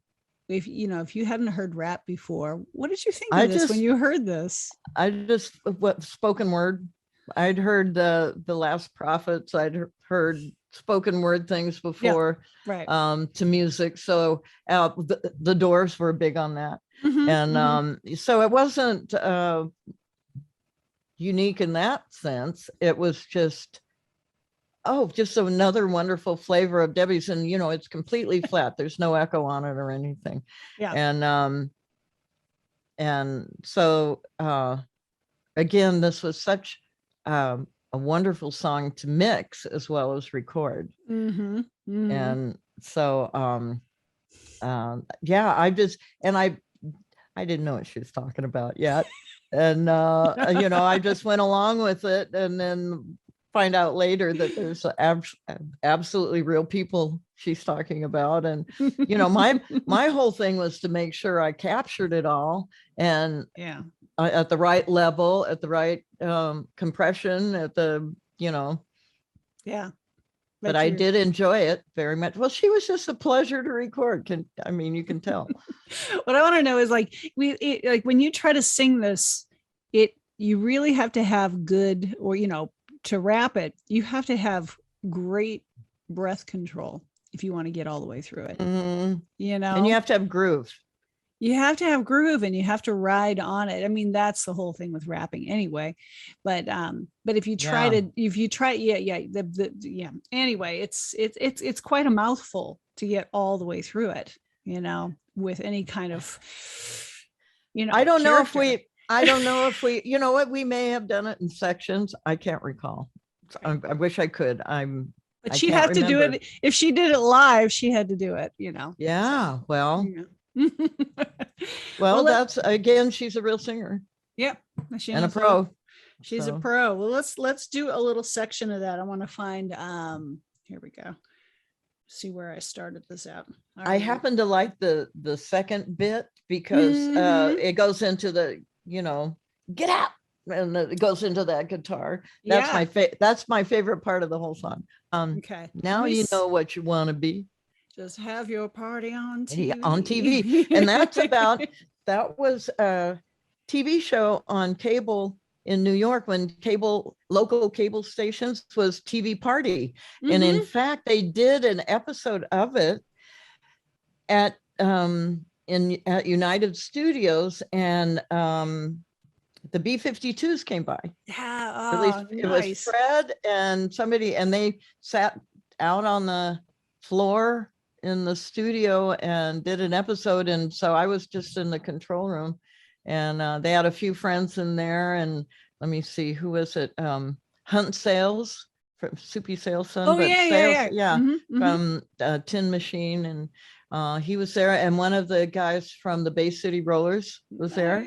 Nice. And different people would pop in, that I didn't really know. I knew who they were, but I didn't know them until then. But so that was always fun. It was, a surprise quite often. Sometimes Chris would bring people in off the street, and that was a surprise too. So interesting Mm. times. But that TV Party was a Mhm. real TV show.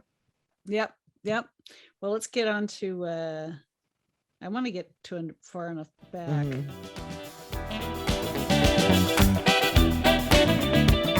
Well, now you see what you want to be. Just have your party on TV. Cause the man from Mars won't eat up bars where the TV's on.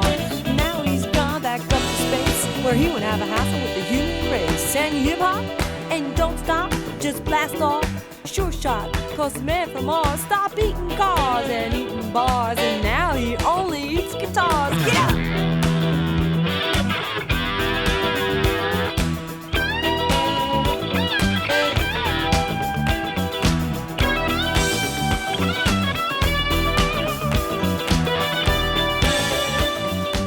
Oh man, I love that guitar part.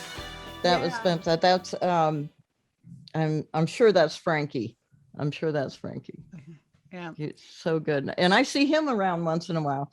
Do you? Yeah, he Yeah. lives here in Hollywood area, I guess, or LA. And Yeah. I see Clem. He plays he's playing on Sunday here at the farmers market Cool. with the band. Yeah. I love hearing that. It's like we forget, like, these are real people. They're still around. They're still Yeah, doing well, it, and he does it so well, and it's a fun gig. And why not when you're not on the road or doing something else, and it's with friends and everybody loves it. There was Mhm. also I don't know if they're still together, but it was a group called the International Swingers that would put together with I think one of the members was from the Clash, and Clem, and two other just doing great pop songs, Cool. from the era. And it's such a joy when they play live at the farmers market here in Los Angeles. And then, Nice. of course, the audience that comes to hear them is Frankie, and is, a bunch of people who, you want to see as well from that era. It's a great audience besides a great performance and fun time. Well, that's Clem is just, he can play big and he can play little, and he just seems to enjoy it all. Nice. Well, I'm glad you had me play that particular section, because it's always really, like, on your favorite songs, it's hard to find a good hone in on and choose, right? Yeah. And I love that one as well. And I love that how it goes into the guitar. You know, where you start out, it's just so kind of tubular bells, disco, and you go into rap, and then you end up with this electric guitar, and it's just like, Yeah, that's just this great. gnarly Yeah, thing. it's so great. One of my favorite Blondie songs, man, always. So Yeah. then it moves into an interesting, like, you start out with these two really powerful songs, and then now we move into Faces. Ooh. And this is one, as a, you know, young girl trying to learn how to sing too, it's like, oh, this is so beautifully meaty to work your voice with. It's not for sissies. No, This vocal. no. And I got I'm not going to play the whole thing, but I do have over a minute from the beginning, because I really love how it starts, obviously. You know, well, how it starts is so low key, but then when it gets in, there's just an amazing combination between what Debbie's singing when she's in this full despair for this guy, what Tom Scott is playing on the sax, which is just this heartbreaking sax solo, and then how he and Ray Brown, the bass, and how the sax resolve into you know, the sadness and the hopelessness of this, but how they blend together so beautifully. It's like, oh my God. Yeah. That's you gorgeous. could try to get a little in the beginning. If there's any way you could get a little bit of that section where, and you hear Mike going, dirty old bum. Yep. Dirty old bum. Yep. Yeah. Okay. And definitely. It's intense. Yeah. I love this song. Okay. Let's start at the beginning first. Now he's wiping headlights, windshields with a no light. It ain't 9 to 5. Down and dirty, he's a no tramp. He poses like a dead man. A night train passes by.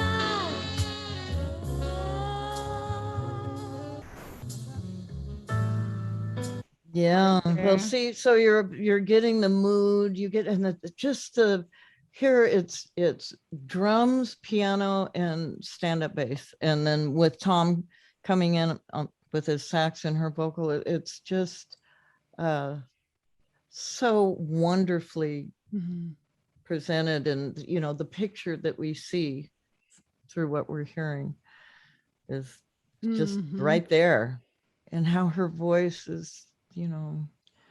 Yeah. Oh. Let's see if we can bring that other, because I think that other section also goes in towards the end. Yeah, well, you get the picture. Yeah. And what Tom is playing to just really exemplify the tragedy of the situation. Okay, I'm going to see where we can start. Let's see.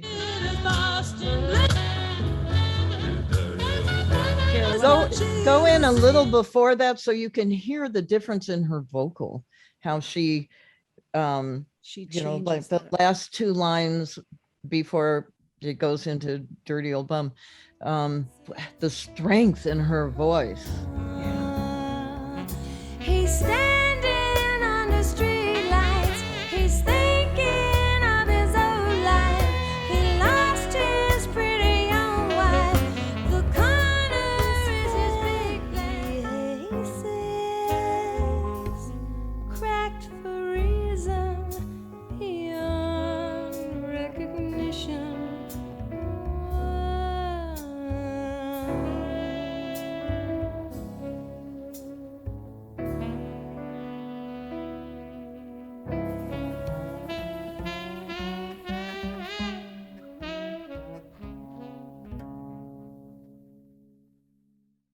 Mm.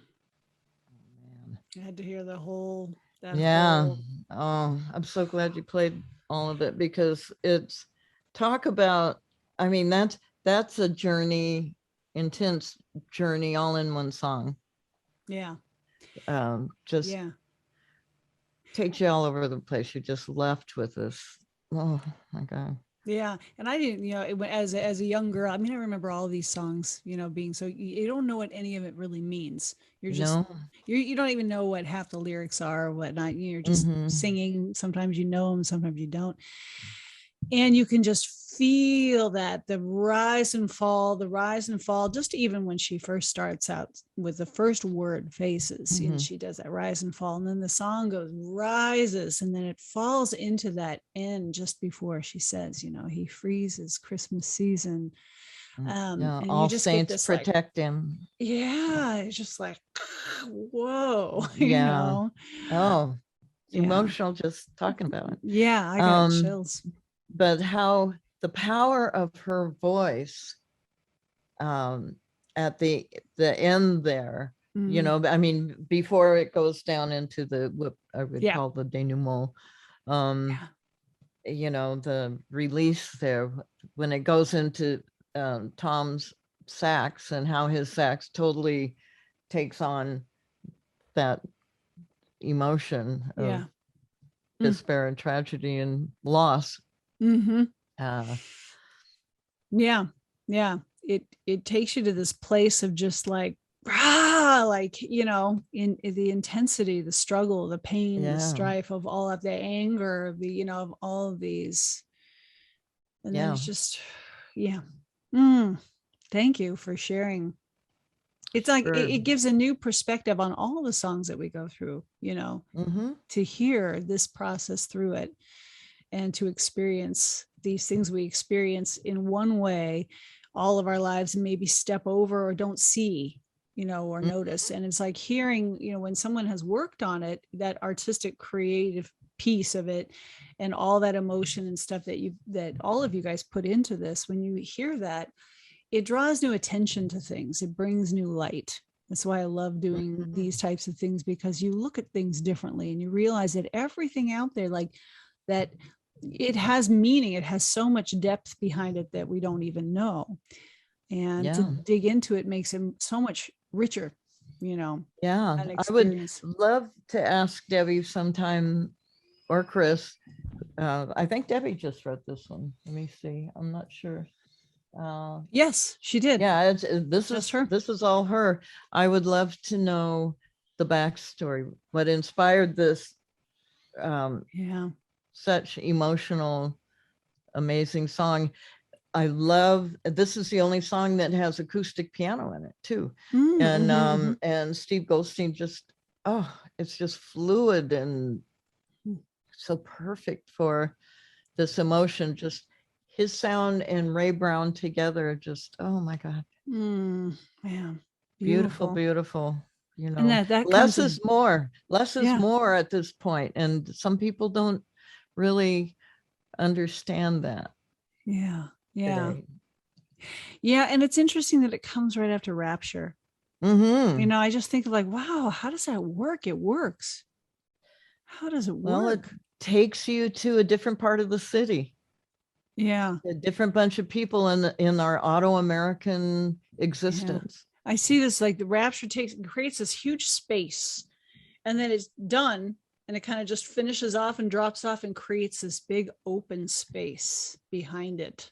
It's almost like you were at this amazing club, and all of this music and all of this energy, and you were in there, and you walk out and you're gone down a couple blocks, and there's this guy dead on the street. And suddenly, the focus is on him and his story. I'm just making this up, but this is what I'm envisioning on my Autoamerican journey here. Yeah, absolutely. Yeah, I think that really just fit for me. Early in the morning, you're coming home. It's cold, it's dark, the sun's kind of starting to come up. It's a very cold light. And he's there. Yeah. Draws your attention to it. Yeah. and then it moves into T-Birds. Woo! All right. I have to just really relish this one. So much fun to do. A lot of people don't know who the T-Birds were, or I don't think they are. They might be, but they were a roller derby team, a women's roller derby team here in Los Angeles. Very popular when I was really little at the Olympic Auditorium, and they would have these star women who would, use their elbows and bump these women. And Debbie always wanted to be a roller derby queen, she said, and the T-Birds were like the team, famous, and if you wanted to be a roller derby queen, the T-Birds were kind of it, and amazing to watch. It's like demolition derby between women on roller skates. Yeah, it's like like the movie Whip It, Drew Barrymore's movie. Oh yeah, okay, yeah. I didn't see it, but she's got a whole thing on roller derby. Yeah, well, I know that's still going on now, which is they have these different teams, but so that's the A story, and the B story, when she goes into the spoken word part under the, what would be the bridge and the solo section. She's talking about Quetzalcoatl and the ancient Mayans. And one thing about Debbie, back in the old days before there was internet or anything like that, when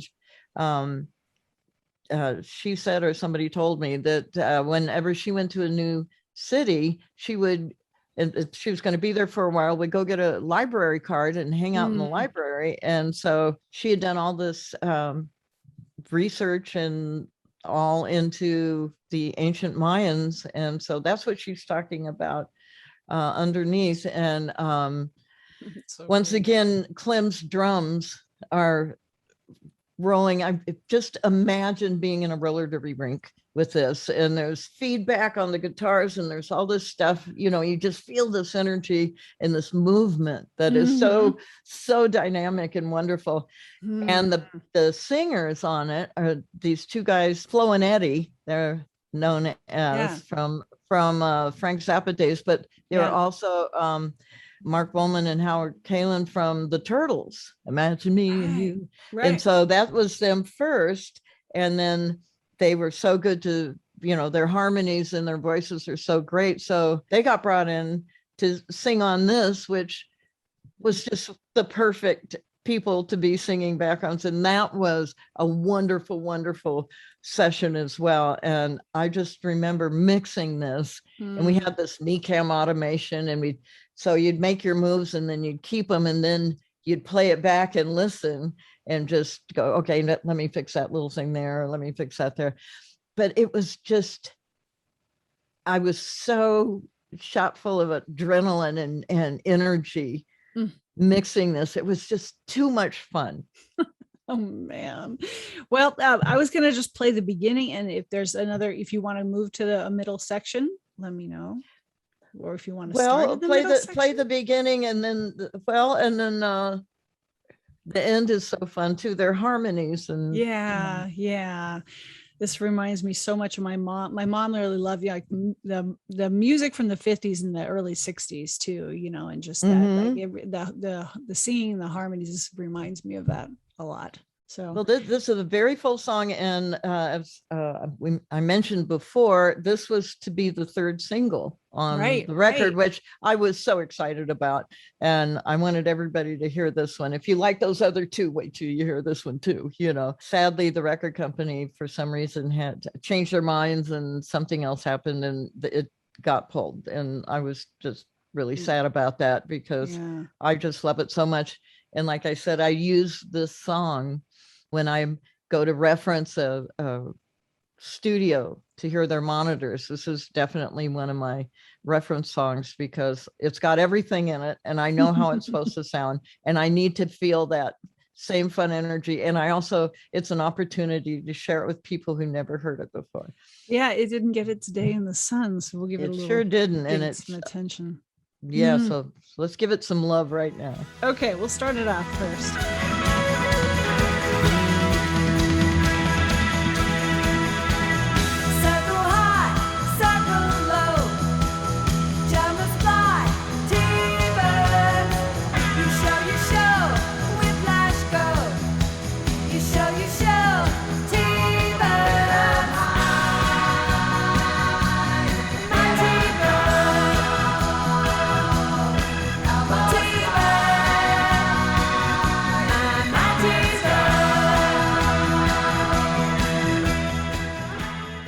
kickoff.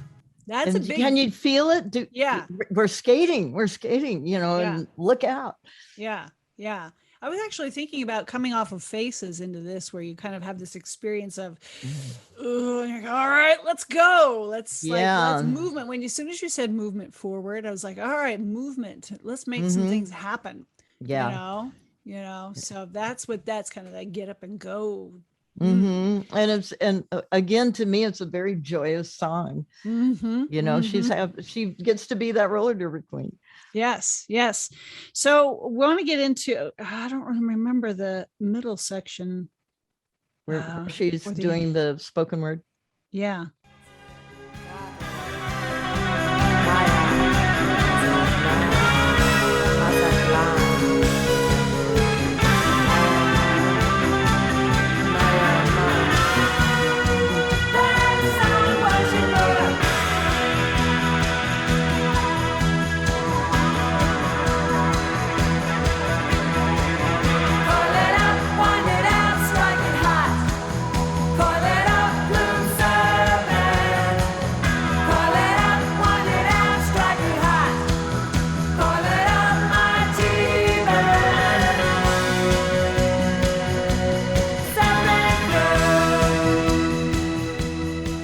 Skating off into the sunset.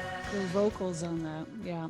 Well, the arrangement is so, you know, it does sound kind of Native American, sort of, you know, the you know, and warriors. Yeah, I hadn't thought Black about top that. warriors. No. Yeah, it's just a delightful song. Me, it just makes me so happy to hear this song. I have to make sure I have this available anytime I, you know, feel puny. I should just put this on. You can't help but dance and skate and smile and sing along. And oh my God, it has a big sound. I kind of forgot. You know, I was just listening to it on the record, but like hearing it now, how it really starts is very full. There's so much sound to it. Straight out of the box. Yeah. Straight out of the box. We just bam, both barrels. Yeah, and play it loud. I kept turning it up in my headphones just because it just kept sounding better and better last night. Oh my God. Well, So and then much having that come out of Faces, you know, drops out, and then you have that, it lifts you back up. Boom. Yeah. And then it gets you into Walk Like Me. Yeah. Which has a feeling like, it's like when I would sit there and I kind of pick out, that's another one of, I think that's a Destry. That's a Jimmy Destry. Yeah. And that has that kind of classic dark, Blondie sound again. So T-Bird sets you up really well for that. And then drops us off into the last song. So yes.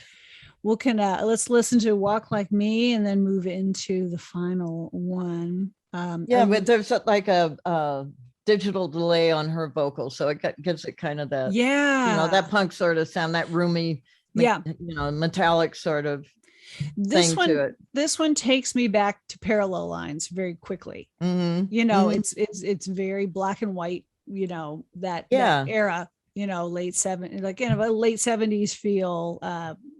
From, you know, I know it was a little later, and it feels like a band playing. You could see them on stage doing this. Yeah. And so I like where it sits in the mix here. Okay, here's how that one starts. Go Clem.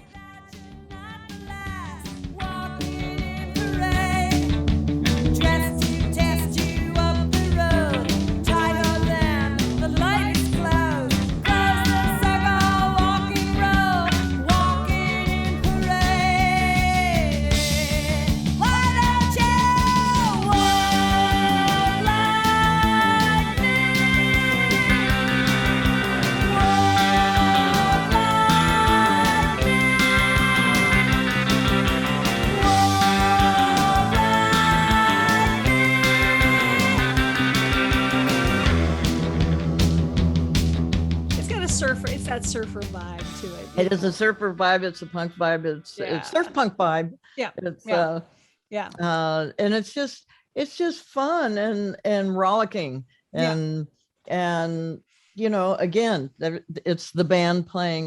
They could very easily do this live. In fact, that reminds me, it's like you go through all of this, this list of styles and different things that they're trying, and then they get to Walk Like Me, which is remember who we are. Exactly. This is who we are, right? This is awesome. Yeah, this is, it's Blondie. We still do this. This is Blondie. This has been Blondie all along. This is us. Yeah. But we're not done. Yeah. There's another little thing to show you, like, this is us, but we're also on a journey. Yes. And we're still doing more. And that's what I like, how they could have easily ended it, I think, with Walk Like Me and just said, like, yep, that's us. Boom. Keep you wanting more of that and come back. But they put an actual epilogue. Yeah. So I want to go into that, because I was looking at this when I was writing down the titles and kind of going through the timing. And I was like, oh, they have Walk Like Me and then Follow Me, which is, two similar type of titles right next to each other, very different songs. So I was thinking, Walk Like Me. All right, now Follow Me. Here's where we're going now. So this is a Lerner and Loewe classic. Again, very theatrical, very film score type, very visual in its presentation, and lots of imagery, and you're taken to, I don't know, I see waterfalls and I see birds and I see not so much a Disney cartoon. I think it's a little more sophisticated. Yeah, absolutely. It's not so much for children. Not that Disney cartoons were all for children, but a uniquely Debbie Harry's version of a classic Lerner and Loewe film song and score piece that's really wonderful. It's a great bookend to Europa at the beginning. Yes. Oh, all right, let's listen.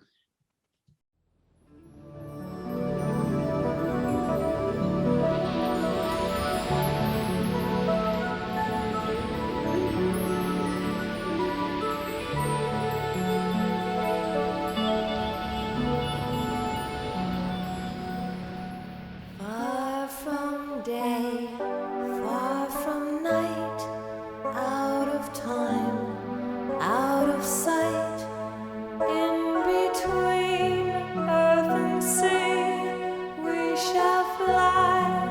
Follow me, dry the rain, warm the snow, where the winds never go.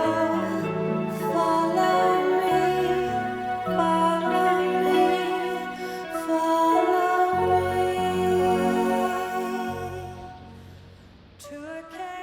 I always love that, listening to that as a young girl, like just that real calming energy afterwards, and just letting it just float off. And then you're just left like you just did a great meditation. Yeah, that would be perfect. What are they called? Directed meditations or guided meditation. A guided meditation song. Right. Oh, wow. It's amazing. I wanted to point out, I'm so honored, hiding behind this monitor, and I'm terrible. I've got to move this, I've decided, but that's my platinum album for this record, which I am so grateful for, that the opportunity came my way, and I got chosen somehow to be a part of this wonderful experience. Yeah, you got the distinction, and it will always be yours.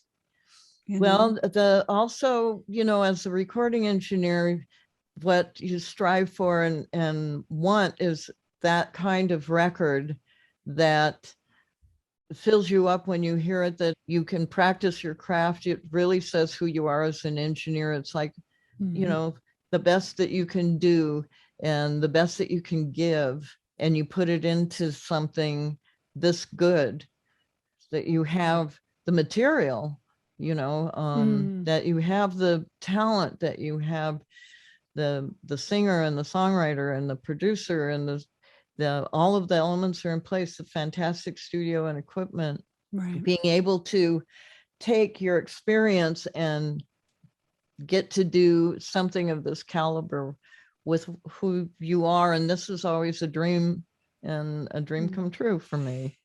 Thank you so much for sharing all of this, because as it's, a gift for you to be able to do the project, put everything that you put into it to do that, to get the accolades, then to get to share that, it turns into a gift, not just of the work that everyone's been able to experience and still experience, but to be able to go through it like this as well and share with all the people who are Yes. trying to, work and create and want to do the same type of work, or share the same type of thing with others, that gift gets given out to others, to be inspired Yes. and learn. Thank you so much, because this was a big deal for me. Yeah. And that was, I went in the hospital right after we mastered it, and that was kind of like Yeah. the end. Yeah. So to go out in such a blaze of glory. Yeah. I did come back, but I didn't know if I was or not, Right. And this was something that you really, really wanted to do. Yes. You really pushed through really challenging things already to get to it and do it, Yeah. and you don't know what's coming afterwards, No, you don't. You have no idea ever. So so you just keep going when you can.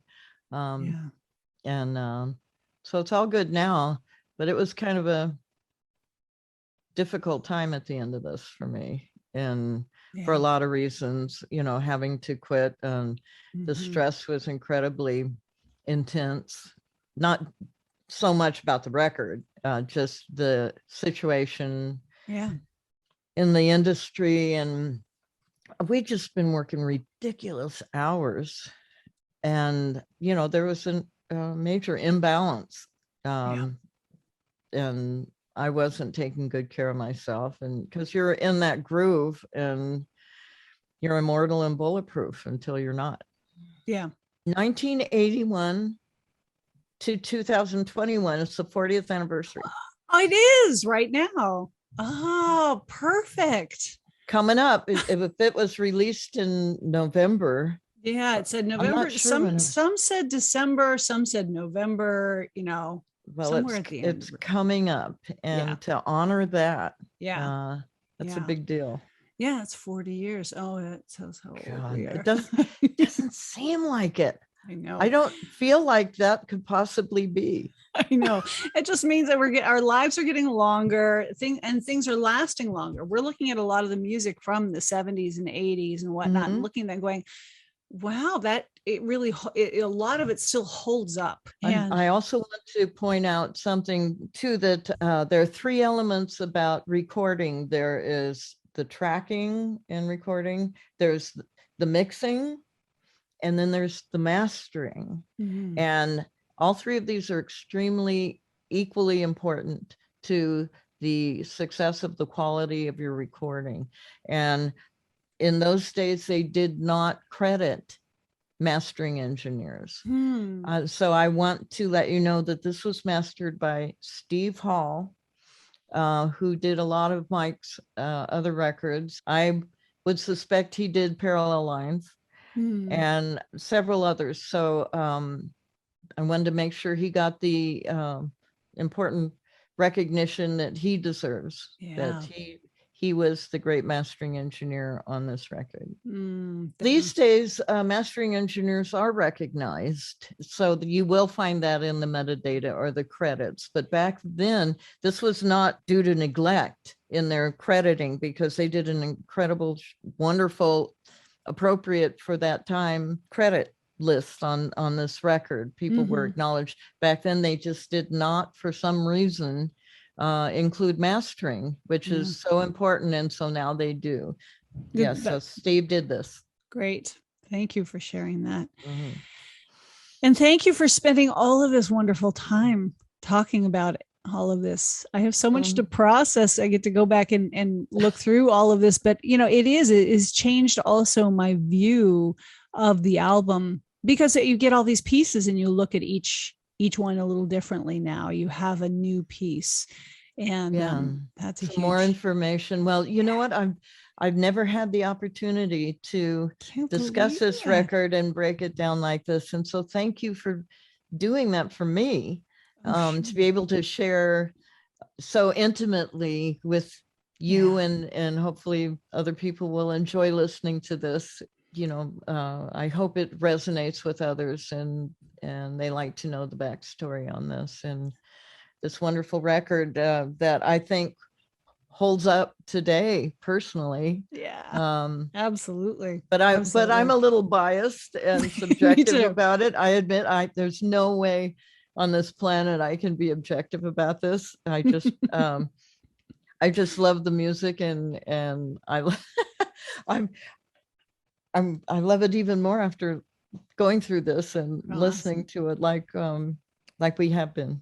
I think personally, like, what I wanted to say on stuff is that I feel like one of the reasons I started Struktur is that a lot of my generation, I found when I finally broke into the design world and got my big jobs, doing some design work with big companies. It was just, that's what I was doing. I encountered a lot of people in my generation that this kind of thing, like, is so removed.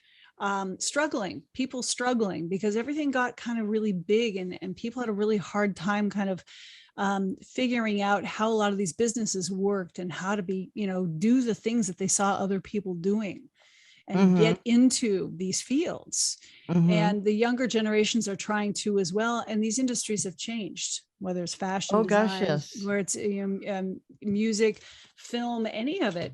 All the technology is so different now. Yeah. And we didn't grow up with the curtain being pulled back on a lot of this. Like the kids are now, they can see how things are made very quickly on the internet. So, going like, wow, there's actually human beings behind this, beyond the big faces of the band I always saw. You know what I'm saying is, and so, hearing from people like you, or like, this was my job, I got to do this, but it meant a lot to me and it was really creative. And here's how I got into this. It brings a lot of things to life.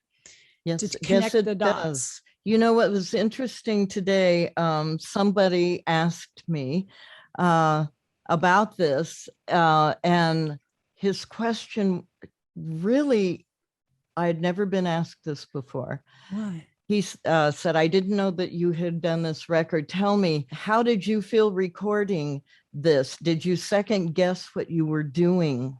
When you did something, did you say, I hope that that's the right thing? Or were you always second guessing yourself? And I just couldn't figure out where that came from.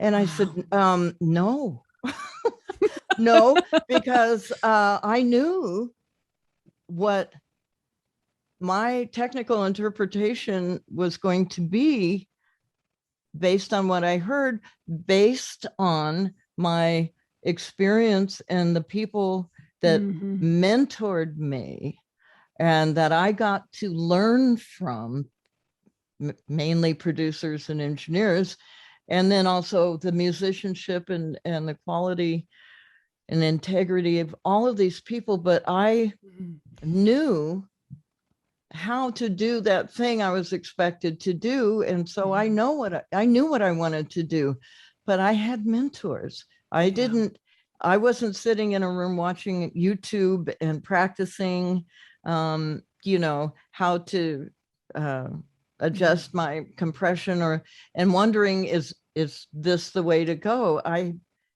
learned how to do it and how not to do it, or how the way I wanted to do it. And I had that. So no, I didn't second guess myself ever on this. That's a great answer, I think, as well. I don't know what people will do with that, like, because I do think there's a lot of people, younger people too, who are that go to that place of having to be perfect, or am I making the right? But I think you said it about the mentoring, because I've had the same thing. Like, I had an amazing mentor in the design world, only to find out that a lot of my colleagues were like, I've never had a mentor. You were really lucky. I felt like I got one of the last ones in before she passed away, and realized how lucky I was, because it gives you such strength. It gives you such backing. Like, you feel like you've got your mentor right behind you. Right. Well, especially for this, like, this was my first orchestra on Europa, but I had worked on lots of orchestras. I had been in orchestra. So I knew mic technique. I knew a variety of mic techniques. So you can do this, or you can do this, or you can try these different mics, and you can do these different things. But I had that in my toolbox because I had learned while assisting great engineers and producers, and what was okay to put 3 noisy percussionists all playing together in the same room. How did I know that was okay? I learned that before. So that's why I wanted to do it like that. I made deliberate decisions based on what I had learned, and by this time with Blondie, I had done so many records. Boom, boom, boom, boom, boom, with Mike, and trying out things and doing different things. If there was something I hadn't worked on or practice, certainly it must have come up somewhere. But I had that background, and so that impacted my choices, definitely. And that's I'm really sorry that doesn't happen so much now. It's harder now, and I think it can happen, and I think it's important that people do mentor and whatnot. But I think, and also have people having confidence in you, if you have somebody who brings you into this that you've worked with, who has confidence in you, and they know you can do it, or they're giving you the chance. And I think there's a bit less of that sometimes, because I find that a lot of people don't have people above them have confidence in them, because the people above them don't have confidence in them, and the people above them don't have confidence about their industry. It's a competitive and rough time I'm seeing. So another thing that I was very fortunate to have with Mike was that he had another engineer, Peter Coleman, that he'd worked a lot with, who's down in Nashville now.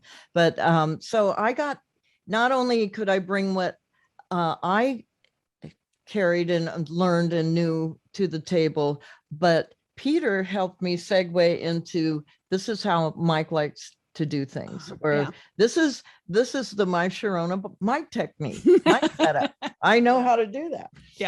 And he taught me that, and all those things. So that really helped too, because I admit, I was quite nervous that first session, but Mike had set it up, or it was done in such a way that I was eased into it. So there was a smooth transition between Peter and myself.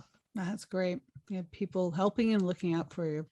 So I lucked out on that one. Thank you very much, Lenise, and just I hope you have a restful rest of the day. And oh yes, thank you. Well, my day is complete now. It doesn't matter what I do now. Maybe I'll go walk on that beach and walk away, and I'm gonna go follow her. You have been listening to UnStruktured, the podcast from Structure Society. If you enjoyed this episode, please download, share, like, subscribe, and add your thoughts and suggestions in the comments. Also, please consider a Substack paid subscription to help us bring even more meaningful content and connection points to you and our creator community. Here you will find articles and news, as well as the podcast and additional content. We cannot grow without you. Thanks for listening, and talk to you soon.